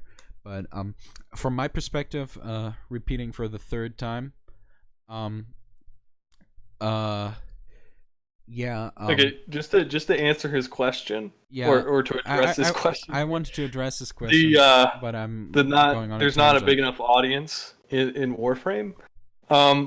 So to answer that is there was an audience, right, of people really Yeah. interested in challenging content, but then there's been this drought where that kind of content has been less and less prioritized, right? Yeah. So now we're at the point where those people have just left, right? They're not interested. And then when you have new players come in, they might be interested in that kind of content, but then they realize, okay, there's nowhere else for me to go in this game. I can't advance any further. So why do I keep playing? Right? So Yeah. now the audience that you're left with is people that are just, playing casually and are not very invested in the game. Right? So and that's not really a good, community to have necessarily, because it's you don't have people that are really invested, right? And will get new people into the game, right? Because you want to have a diverse community of players, right? That's Yeah. ideal. So this is basically just a way to get, with very little developer resources, to get those people that were interested in the game maybe back playing in the game. Like I personally would probably go back to the game and play, if this kind of system was implemented. And the people that are newer players that are looking for further advancement in the game and then just aren't seeing that challenge, they can then move on. So eventually this community would grow larger and larger, hopefully in the future, and then you would have some kind of sustaining content, right, for that player base. So the overall number of players would increase, and then there would be less, I guess you could call it volatility, or lower drawdowns, if you looked at the amount of players after, say, a big update launched, right? So you wouldn't have this, continuous drawdown, right? The spike would be, or the amount of people that stop playing wouldn't be nearly as large after an update. Oh yeah, for sure. Like the content drought like syndrome is like very apparent currently with just how they have been like setting up content in recent times. But yeah, what I wanted to add to this is, um, I don't see the average player caring about Rivens that much, but I see players having the necessity to care about Rivens. The issue is that the Riven system in itself really feels uninviting to a lot of like more casual players, and because of like how rolling works, etc., people seeing exorbitantly high prices which really aren't that high due to inflation, yada yada. I touched that earlier, but I feel like this system could also make people more interested in the Riven system, which weren't before, because now It gives a reason yeah, to have ribbons, yeah, because it gives a why would reason you to have a have. ribbon when you can do everything in the game without the ribbon? Right now, it's like, okay, I want to get in the top 1% of these players. Right? It's like a self-fulfilling. It's a positive feedback Yeah, loop where I want to be as good as I can possibly be in this particular event. What do I need? I need a good ribbon. What do I have to do that? I need to go do the event. Right? yeah, So that's yeah. why I could see it working well. Yeah, right now, like, the way you, like, quote unquote, cheese the game is mostly with, like, Warframe abilities. Like, Rivens are more or less just either just, like, pure collection pieces or just things to flex on your friends with in the simulacrum. But if we actually had, like, some endgame content, one could say. I fucking hate that word. It's so overused and trash. But yeah, if we actually had something that would like not require but would be sped up or like easier to get like to the top 1%, for example, with better rivens, for example, that would create like more of a need for rivens itself. And when you get the ability to roll rivens better or exchange that ability for platinum, for bigger amounts of platinum to buy cosmetics, for example, or more forma, whatever you need, that would probably get people more into the Riven system itself. Like, people always say, like, well, they don't always say it, but I see a lot of people like driving the meme forward saying that Rivens were a mistake, which I kind of partially agree with, but I also don't, because as I said, Rivens feel needed at this point. I mean, for they're just not entirely wrong, right? yeah, There's they're no not entirely reason wrong. for For Rivens to be in the game now. Like, yeah, there's no content that you would actually need a Riven for. yeah, Um, but also not having a weapon really like locks you out of like being able to use weapons you would normally not be able to, you know. the thing is, like, Rivens keep people occupied, though. Oh yeah, A lot of people really occupied, I, which is I know good a in a lot of game where people you have that solely play the a game for Rivens. serious, Yeah. yeah, a serious retention problem in the community. So Rivens are, if they weren't in the game, then it would be even worse, Oh right? yeah, So like we would surely have a lot less players right now, or the game might probably be dead outright if we didn't have Rivens, you know. But the system itself just feels so unrewarding, like it's crazy. Like, that's about it for Rivens, yeah. okay, so Hylexer was saying Yeah. you get really burnt out after events. I agree with that. Yeah. But I think part of the reason why that is because, the event comes around once a year. And so you put in, like 6 hours a day into trying to get better at the event, Well, right? Or, six or hours. carrying people. Another thing is like Yeah. carrying your clan members, Yeah. right? To get up really good to that event. A lot of that's really boring. I never carried. No, I can't say that. I did carry some clan members, but for the most part, I wasn't carrying clan members. I was working on a strategy to try to get to number one in most of these events, right? So it's and I think that'll kind of go away, right? If the event's every week, so there's not a big pressure to put in 40 hours that week into trying to get really good at that event because the Yeah. event's just going to be next week, right? It'll be back up for grabs. So I don't think the burnout problem is going to be as big of an issue, right? And then because it's going to be there every week for people. Yeah, I mean, when you come like from a context as like I am or you are, when it comes to events, like 6 hours a day for events might actually be like an understatement in some cases. Like just speaking like hostile mergers, like I probably put in like 10 hours a day for like the entirety of the week to just like theory craft shit on that. Like Yeah. and when the event in the end is like that broken, like everybody trivializes the event by the dumbest shit, right? Like you just feel like kind of like pranked, bro. You kind of feel like very let down by the developers itself. Like you were interested in making a nice like battle of wits with other people, like comparing who knows more about the game, you know. But then the game itself really hasn't any challenge to offer for anybody, and they're just like event after event that just generates like a negative feedback loop, and you just feel like more burnt out after every single one at a time. I feel like if people in chat want to ask something, they might wanna do that now. Send us some questions, and we might be That was a really great transition you yeah, had there. yeah, I know, right? Write us some questions, and we surely might be able to answer it. For the people that are in Discord right now, if you wanna, let me check if if there are any questions in the Discord currently.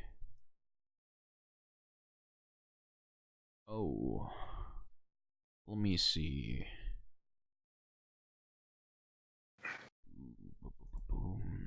Are there any questions in the Discord? Well, people. Right. If a green rubber cube has 3 wheels, which way is north? The correct answer is yes, my dude. I second that. Alright, I'm just refreshing the chat real quick. Are we really this uninteresting?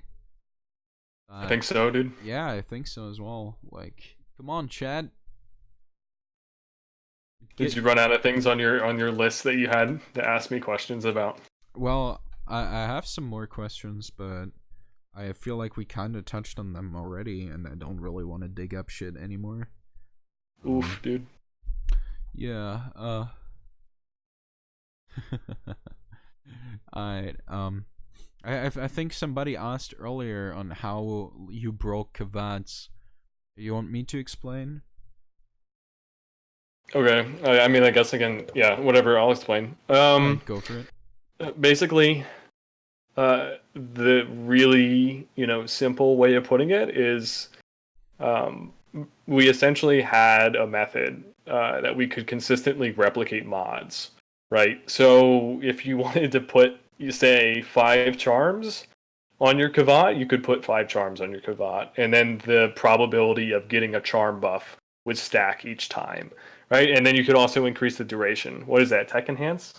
Yeah, tech enhance, increased duration. Yeah. So it would you could put on like 5 tech enhances, and you could go up to like 5 minutes of like affinity buff duration, for example. Yeah. But so, yeah, they fixed that because some people decided it was a great idea to tell digital extremes about it. Yeah. So that lots of exploits kind of die because Yeah. of regular people finding them. Luckily, we still have quite a few. That's how it be. Hlixer asks, any other mains language to switch to buy Rivens from other than China and Russia? Well, it really just depends. Like, theoretically, like every single like language field has like their own niche market.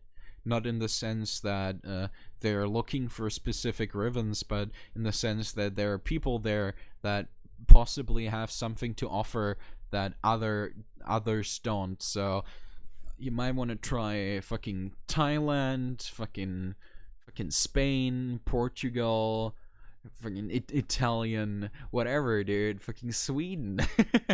like good Rivens might be like hidden everywhere. You just gotta find them, and like looking at all of them at once. Well, that was kind of hard. That's kind of hard. Like, that's just how it be. Like, market hopping is quite annoying. Yeah, like if you want to market hop, you gotta restart your client. Like, you gotta. Someone should make a bot. Like, well, the there was a bot. There was a bot. There was a bot. Fucking Semler did that, but then the Semler drama happened. Like, there was a bot trading, or yeah, Semler hacked their IRC servers to create a permanent log of all the Rivens that were listed in all trade chats, and it got reported to Digital Extreme, so he had to take it down. Why did they report him for that? You want to know the actual reason? Oh my goodness. This is something I talk a lot about with friends, but haven't talked about in any of my videos. There's an issue that has been uprising in this community, in the trading community, especially the Riven trading community, for some time. You know about Venezuelan fucking RuneScape gold farmers, right? Yeah. The thing about them is they do that because they earn more money that way than the minimum wage in their country. Well, the same people realized that they could make even more money with how inflated platinum, like how little platinum is worth actually, and how much people are willing to pay for platinum, they figured out that that would allow them to make even more money.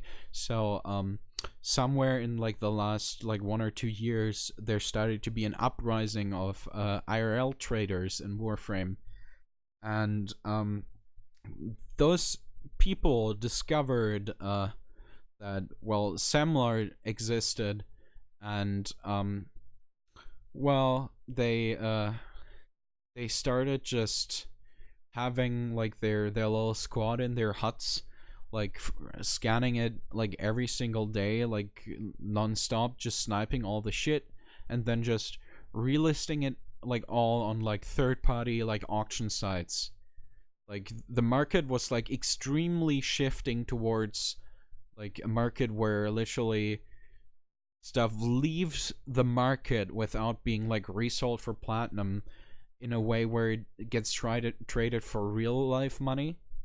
and, Yeah. and that was like really apparent. Like for some time you could see like in like NA trade chat alone, there were like 6 accounts you knew where all of the same person who listed them on like that exact page. Like they had the Riven Market screenshot of the Rivens in their advertisements on that like third party reseller side. You could just literally see that, and they would just pop them all on there. Like and that was pretty much like only because of the efficiency a tool like Semla was like could offer them. That was pretty much like the existential thing that really helped them like strive. And with Semlar Works now, it's a lot slower and less efficient now, and that has like turned down the IRL trader scene a little bit.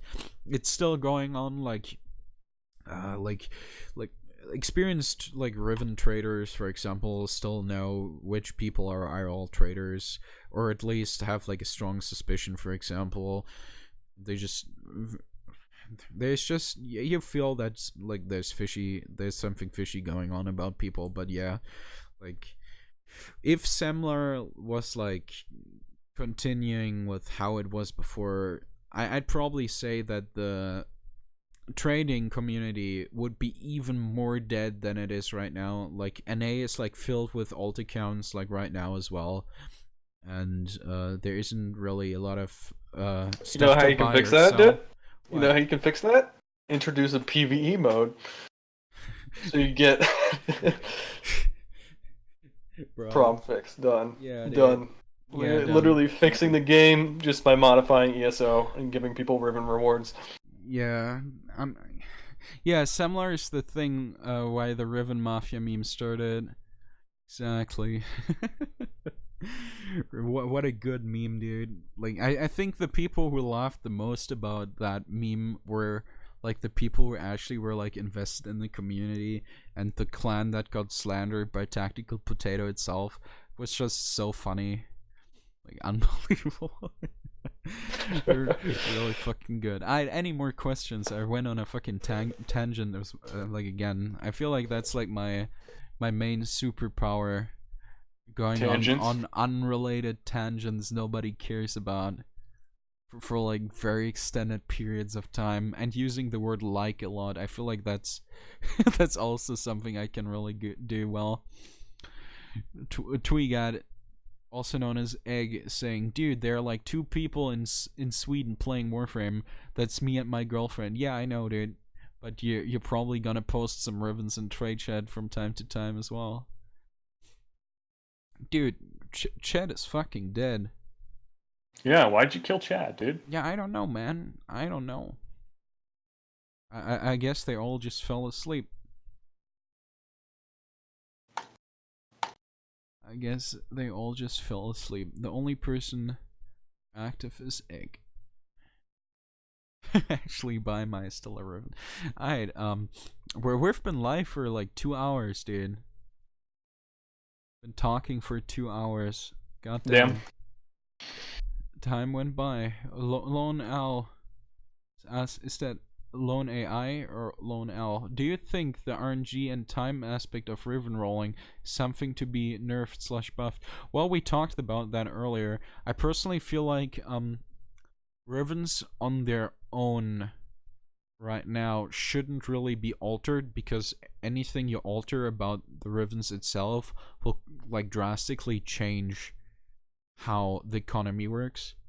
But Yeah, so the goal is make Rivens more accessible to more people, yeah, and but at a so cost. reduce the insanity of like never being able to get what you want, but also don't crash the economy, right? And Yeah, that's what we've been talking about for like the past hour and a half, and pretty basically much. the method that we had, where I proposed is come up with like an in-game mission, right? Like ESO or whatever, that gets a mode that gets increasingly more and more difficult as you go on. And then have a leaderboard every week or whatever. And then for the top 1% of players in that leaderboard, you get some kind of token that allows you to lock a particular statistic on your ribbon, right? So if you have a Soma ribbon that's rolled with crit chance and status chance, and you want crit chance and crit damage, you can lock the crit chance buff, right? And then you only have to roll one stat over and over again, as opposed to rolling two. So it greatly reduces the chances, right? So that's how you can do it without crashing the economy, and also make it more Yeah. accessible to people that don't want to trade all the time. Yeah, it's literally just the idea to keep the value, like the intrinsic value of Rivens intact, while also giving people the opportunity to actually create Rivens that don't exist anywhere else for the same cost of what it would cost to like buy the Riven, for example. So they would be like more accessible to everybody. Might it be if you pay in like platinum or pay with your time, you know? But right now, how Rivens should in theory be like way more expensive than they are right now. Like in theory, because the chances are just astronomically low to roll what you want. If you like compare it I to, mean, there are some roles that some people are just never gonna get, right? yeah, And then it's like, is there even a market for this, right? yeah, So like as the issue, I trying to find a buyer or trying to find a seller for what you're looking for it can be literally impossible, right? It may never happen, right? Plenty of these yeah. roles, if you're looking for a high percentile role, it's odds are that's never going, no one's ever going to roll that. Yeah, and I So mean, I was like never expecting to ever roll like my Magnus, you know, or like find my Magnus. Let me put that on screen real quick if I find it. But there's like this thing where some Rivens like Rivens are so hard to roll in like their entirety. So just looking for something um may result in you actually never getting it because it's a niche thing, you know? Like you might yeah, so actually never get it. this And proposal doesn't crash the economy, and then increases the volume of ribbons in the market, yeah. and then also increases the diversity of them, right? So if people want a niche ribbon, they can get it, and they can also get it without even having to go through the market to get it. Yeah, exactly. Dude, which one is it? I hope this one is it. Let me see. Yeah, yeah, this one is it. All right. So, this it's like my Magnus, like quote unquote perfect stats, like very high grades, like unrolled. Like I never expected to ever find this, because the chances of shit like this popping up are like so like astronomically low that it's like literally impossible. But if we had like a system like we talked about, it would be possible for like people who actually like are like interested in like weapons nobody cares about to actually get like good Rivens for them, even though nobody rolls them, you know? Like just Yeah. making the system more accessible for like everybody, while also trying to keep like the value of everything intact. All right. What else is there in chat?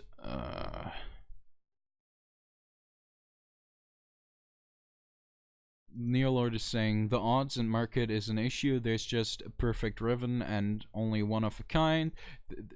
There's a vacuum in the market. Yeah, like for sure. Like there are not a lot of options if you want something like nobody has, like either there are none or there's like maybe one or two like in like the entirety of the market. It's not feasible for you to just go out and farm Kuva for it because you're not going to get it. Yeah, like the chance of getting shit, yeah, good luck, dude. Dude, I bought that H-Lixer, I bought that. Like, some dude found it in Russia for 30 platinum, listed it for 6k on Riven Market, and I instantly bought it for 6k because I was looking for that specific Riven for 2.5 years. For 2.5 years, dude.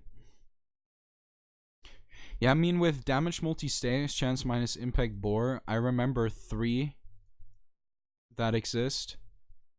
I think there are 3 of that role on PC at least. And, well, like, everybody who has them doesn't really want to sell, so what are you gonna do? Like, nothing. Like, good luck, dude. Yeah. That's how it be. And then you can also, like, the other thing, you can theory craft stuff, right? If you have the ability to actually get some of these roles and they're feasible, you can, make some really interesting builds that weren't possible before. Because, I want a really specific set of stats on a Tysus, right? It's like, no one has a Tysus Riven that's even, like, remotely viable. And it's like, okay, how many hours is this going to take me to farm before I can expect to get this role? If I farm 6 hours a day, it's going to take me 4 years. Okay, that's not possible either, so I guess I'm stuck. Yeah. Right? This synergy is never going to be in the game. Yeah, exactly. Like, Rivens, people think Rivens are a tool to make your weapons stronger, which they kinda are, but not primarily. Rivens are mainly a tool to make your weapons work. That's how I would describe Rivens. Yeah, like, and getting like specific Rivens with specific stats for specific builds are just it's just astronomically low if you're looking at weapons that never get rolled. I mean, with the amount of people who still play the game, like getting a Riven for a weapon that's like very popular is probably actually pretty easy. But when it comes to other stuff, that's quote unquote off meta. I hate meta in Warframe. Like, there's nothing meta about anything in Warframe. But quote-unquote off-meta weapons which don't get rolled, yeah, good luck finding the Riven you want for that. There really isn't, like, the possibility of getting anything. Like, I know people who rolled, like... And all the interesting stuff is usually off-meta, like... Yeah, exactly. Like, that's, like, the reason why people play, like, so much Full Moon, Catch Moon, like, Arcaplasmor, because...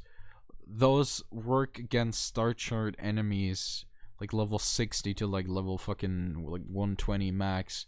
They just work. Like nothing really you gotta invest. Yeah. Like you don't even need to aim because apparently you have Parkinson's as well and can't really aim at like enemies. So you gotta use your like widespread, I don't scale well weapons, but they clear Star Chart well enough, like Ignis, whatever, like. And there's so many like actually interesting. It's also just not enough like fun, right? Yeah. Because you want the synergies in the game to be as diverse as possible, right? Or as interesting and diverse as possible. So how do you do that? You need to insert some challenge, right? So people start innovating, right? Because right now there's no innovation in Warframe, right? People were blown away when I released that stupid nuke trend thing, right? But that wasn't really that crazy. It's just no one even knew that was doable. Yeah, right? Nobody thought about that. Like, the setup for the video was like, the setup for the strategy was like lame as fuck, but nobody like even thought about doing shit like that, Yeah, everyone's just blown away by that. Everybody's just using Catch Moon, dude. Yeah, and then the stuff we have, afterwards. Like the thing I did the run with, the Hostile Mergers run. Yeah. That was like the amount of exploits and the amount of anomalies we had in the game just stacked on top of each other was extraordinary, right? Like if I might even release a video of that run just because it was so silly, right? But we were able to do like what the PC group did. How long did they take? That was like how long was the PC group for Hostile Mergers? Oh, it was like an 18-hour run, wasn't it? No, it took them forever. Wasn't it like way shorter? Wasn't it like 6 hours? Is H-Lixer still no. here? How long did your fellow clanmates take for the fucking No, the Russians, yeah, they took forever to do that. Yeah, how long did your fucking Russian friends take? Like, it Yeah, I was can actually check it the was like hostile mergers 30, leaderboard. was like 13 hours. Yeah, like, dude, 18 hours. Yeah, and dude, imagine if we actually like, if I Yeah, actually did so we anything were like. we we were doing it. We were getting points 4 times as fast as they were, 3 times as fast as they Yeah. were. Right. It still took us like 8 hours to do it to get the 420k, but Dude, I was so fucking fed up with like all the drama that surrounded that event. I was like unironically like contemplating on like getting like integer cap points solo on like an alt account. but I never did it. I don't know how you would even go about doing it solo though, is the issue. Well, it doesn't matter. Yeah.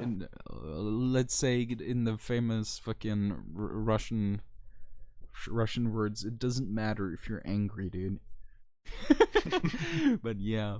Tweegat is asking, if you take away the aspect of simulacrum flexing with Rivens, how would your definition of a Riven purpose be? Well, as I said, it would be a Riven is a piece you slot into your mod configuration of your weapon to make it actually work.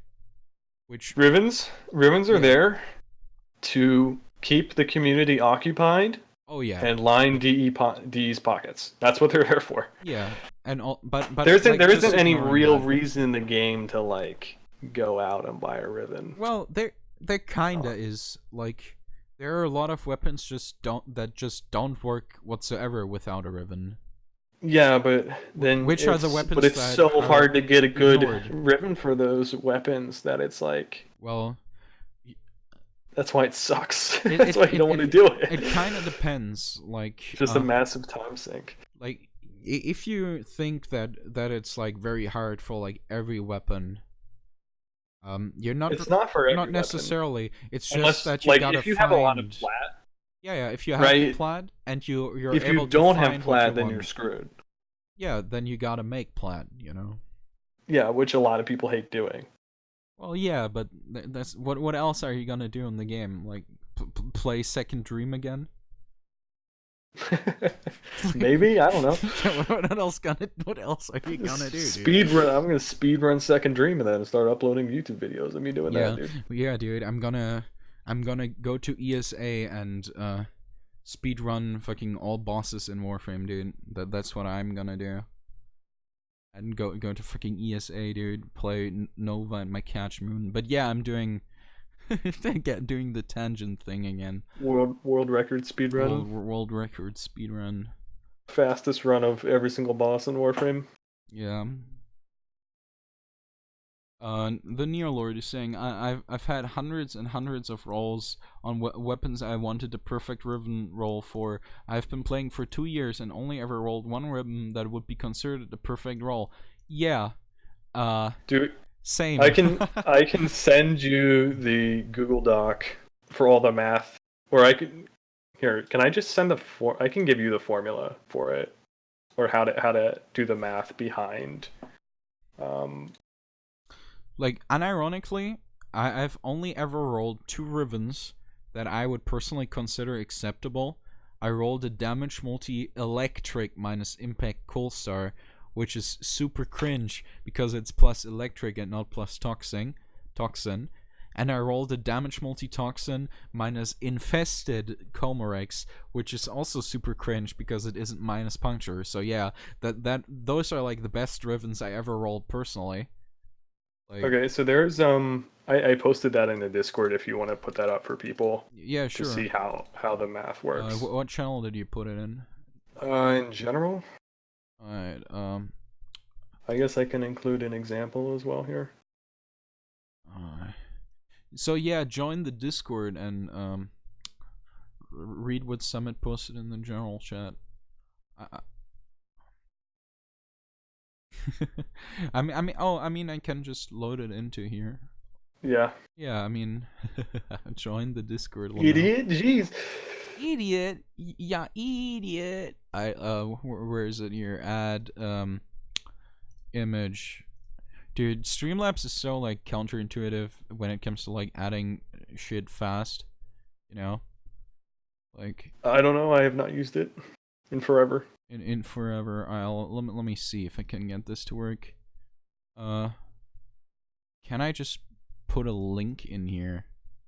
Please tell me I can put a link in here. That would be actually great. Paste. Oh yeah, that works. Epic. So, as you can see, guys, this is the formula. Let me see if I can make it a little bit bigger. Ah, shit. Hope this is kind of visible on stream right now. So if there's no negative on your ribbon, you just on your perfect ribbon, whatever it is, you just remove the number of acceptable negatives. The number of acceptable positives, let's say out of everything on your ribbon you're allowed to have, or you'd be willing to get multi-shot, crit damage, crit chance, damage. So that means your number of acceptable positives is 4. Right? But if it's only crit damage and crit chance, then the number of acceptable positives is 2. Yeah. Oh yeah, real quick, by the way, the Discord link is that in the top right of the screen, by the way. Yeah. Alright. Let me post the second image as well. Yeah. It's pretty nice that I can just add the link itself and get the image in there. That's pretty cool. So yeah, let me get that in here as well. Continue. Yeah, and this is just the math for if you want only 3 positives, 3 specific positives, and you're only allowed to have those 3, and then 1 specific negative for a rifle. And the values are going to differ. Like for rifles, there's 24 different stats you can get. Right? For melee, it's a little bit different. I don't know if it's the same for secondaries or not. I did this it forever depends. ago. There are also some weapons that can roll different like types of positive and negative IPS. There are also some weapons that can and cannot roll flight speed, for example. Like it differs a lot, not only between like weapon type, but also like between weapons itself. Yeah, so it's gonna matter based on the weapon. And then if you want, I can also give you the other formula if you want to do the percentile thing. Yeah, sure. Yeah, like the odds for this shit are like literally astronomical. It's retarded. You know, here I'm just gonna like take the whole thing and paste it in there. Yeah, do it. I mean, I can just add it because I'm figuring out how to use Streamlabs properly. Epic.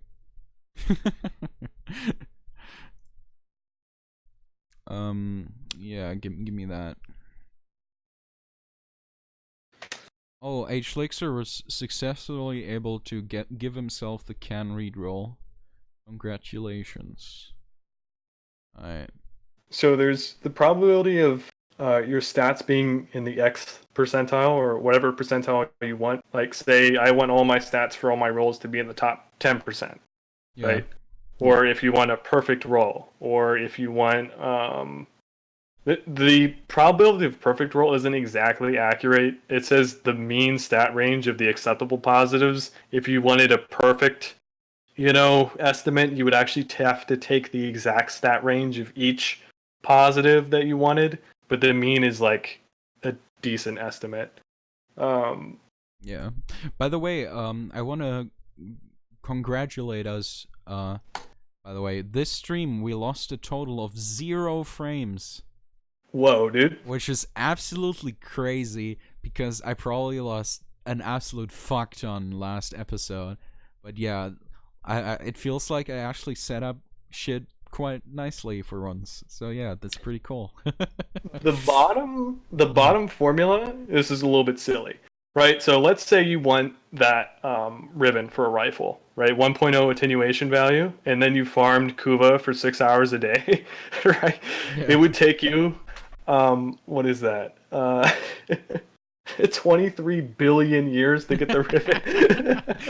Yeah, looks like the probability of getting hit by lightning. Yeah, exactly. 23 billion. It would take you longer than the age of the universe to get that exact. Yeah, with like an almost guaranteed chance. Almost guaranteed. No, just no. Not even almost guaranteed. That's just the chance of you getting one, right? For like a 90% chance, it's like 10 times that. Oh my. Dude, Rivens are great. Like, to be like nearly guaranteed like 99% chance, it's unironically like 5 trillion years. Yeah, awesome. But yeah, I really feel like we've been sitting here quite long, you know. Yeah. I kind of gotta go to the toilet as well. Let's want to wrap it up. Let's wrap this up. Just give these people the math, and then they can look at it. If you want to take a closer look at this for longer, either watch the VOD later on YouTube or come join the Discord. The Discord, let me read it out for everybody who isn't listening, who isn't watching, but listening possibly. I'm getting my hopes up. It's discord.gg/ACDDM6T. That's the Discord invite link if you want to join. You gotta read the rules and then successfully click a button so you can see the channels. That's pretty much what it is. Yeah, and this will be uploaded to my YouTube channel later when the fucking Twitch to YouTube export function works properly, which you can find at bit.ly/singy with double Y, a 1 in there instead of an I, and the capital S, which can be seen on the screen. Yeah, thank you everybody for watching. Was nice talking to you about all this shit, Summit. Yep. I hope y'all enjoyed and maybe had some food for thought. And you might want to check out the next episodes. I'm getting the quite good guests here. Summit, the first one, real big guy. Tobiah, dude, maybe Tobiah. We'll see about that. Tobiah, Mugamu, everyone's gonna be here. Mugamu would probably come, to be honest. Get him on. Yeah, dude. Yeah, dude. Banana Kid, you just joined way too late. All right. So yeah, thank you everybody for watching. See you in the next one. Goodbye, guys.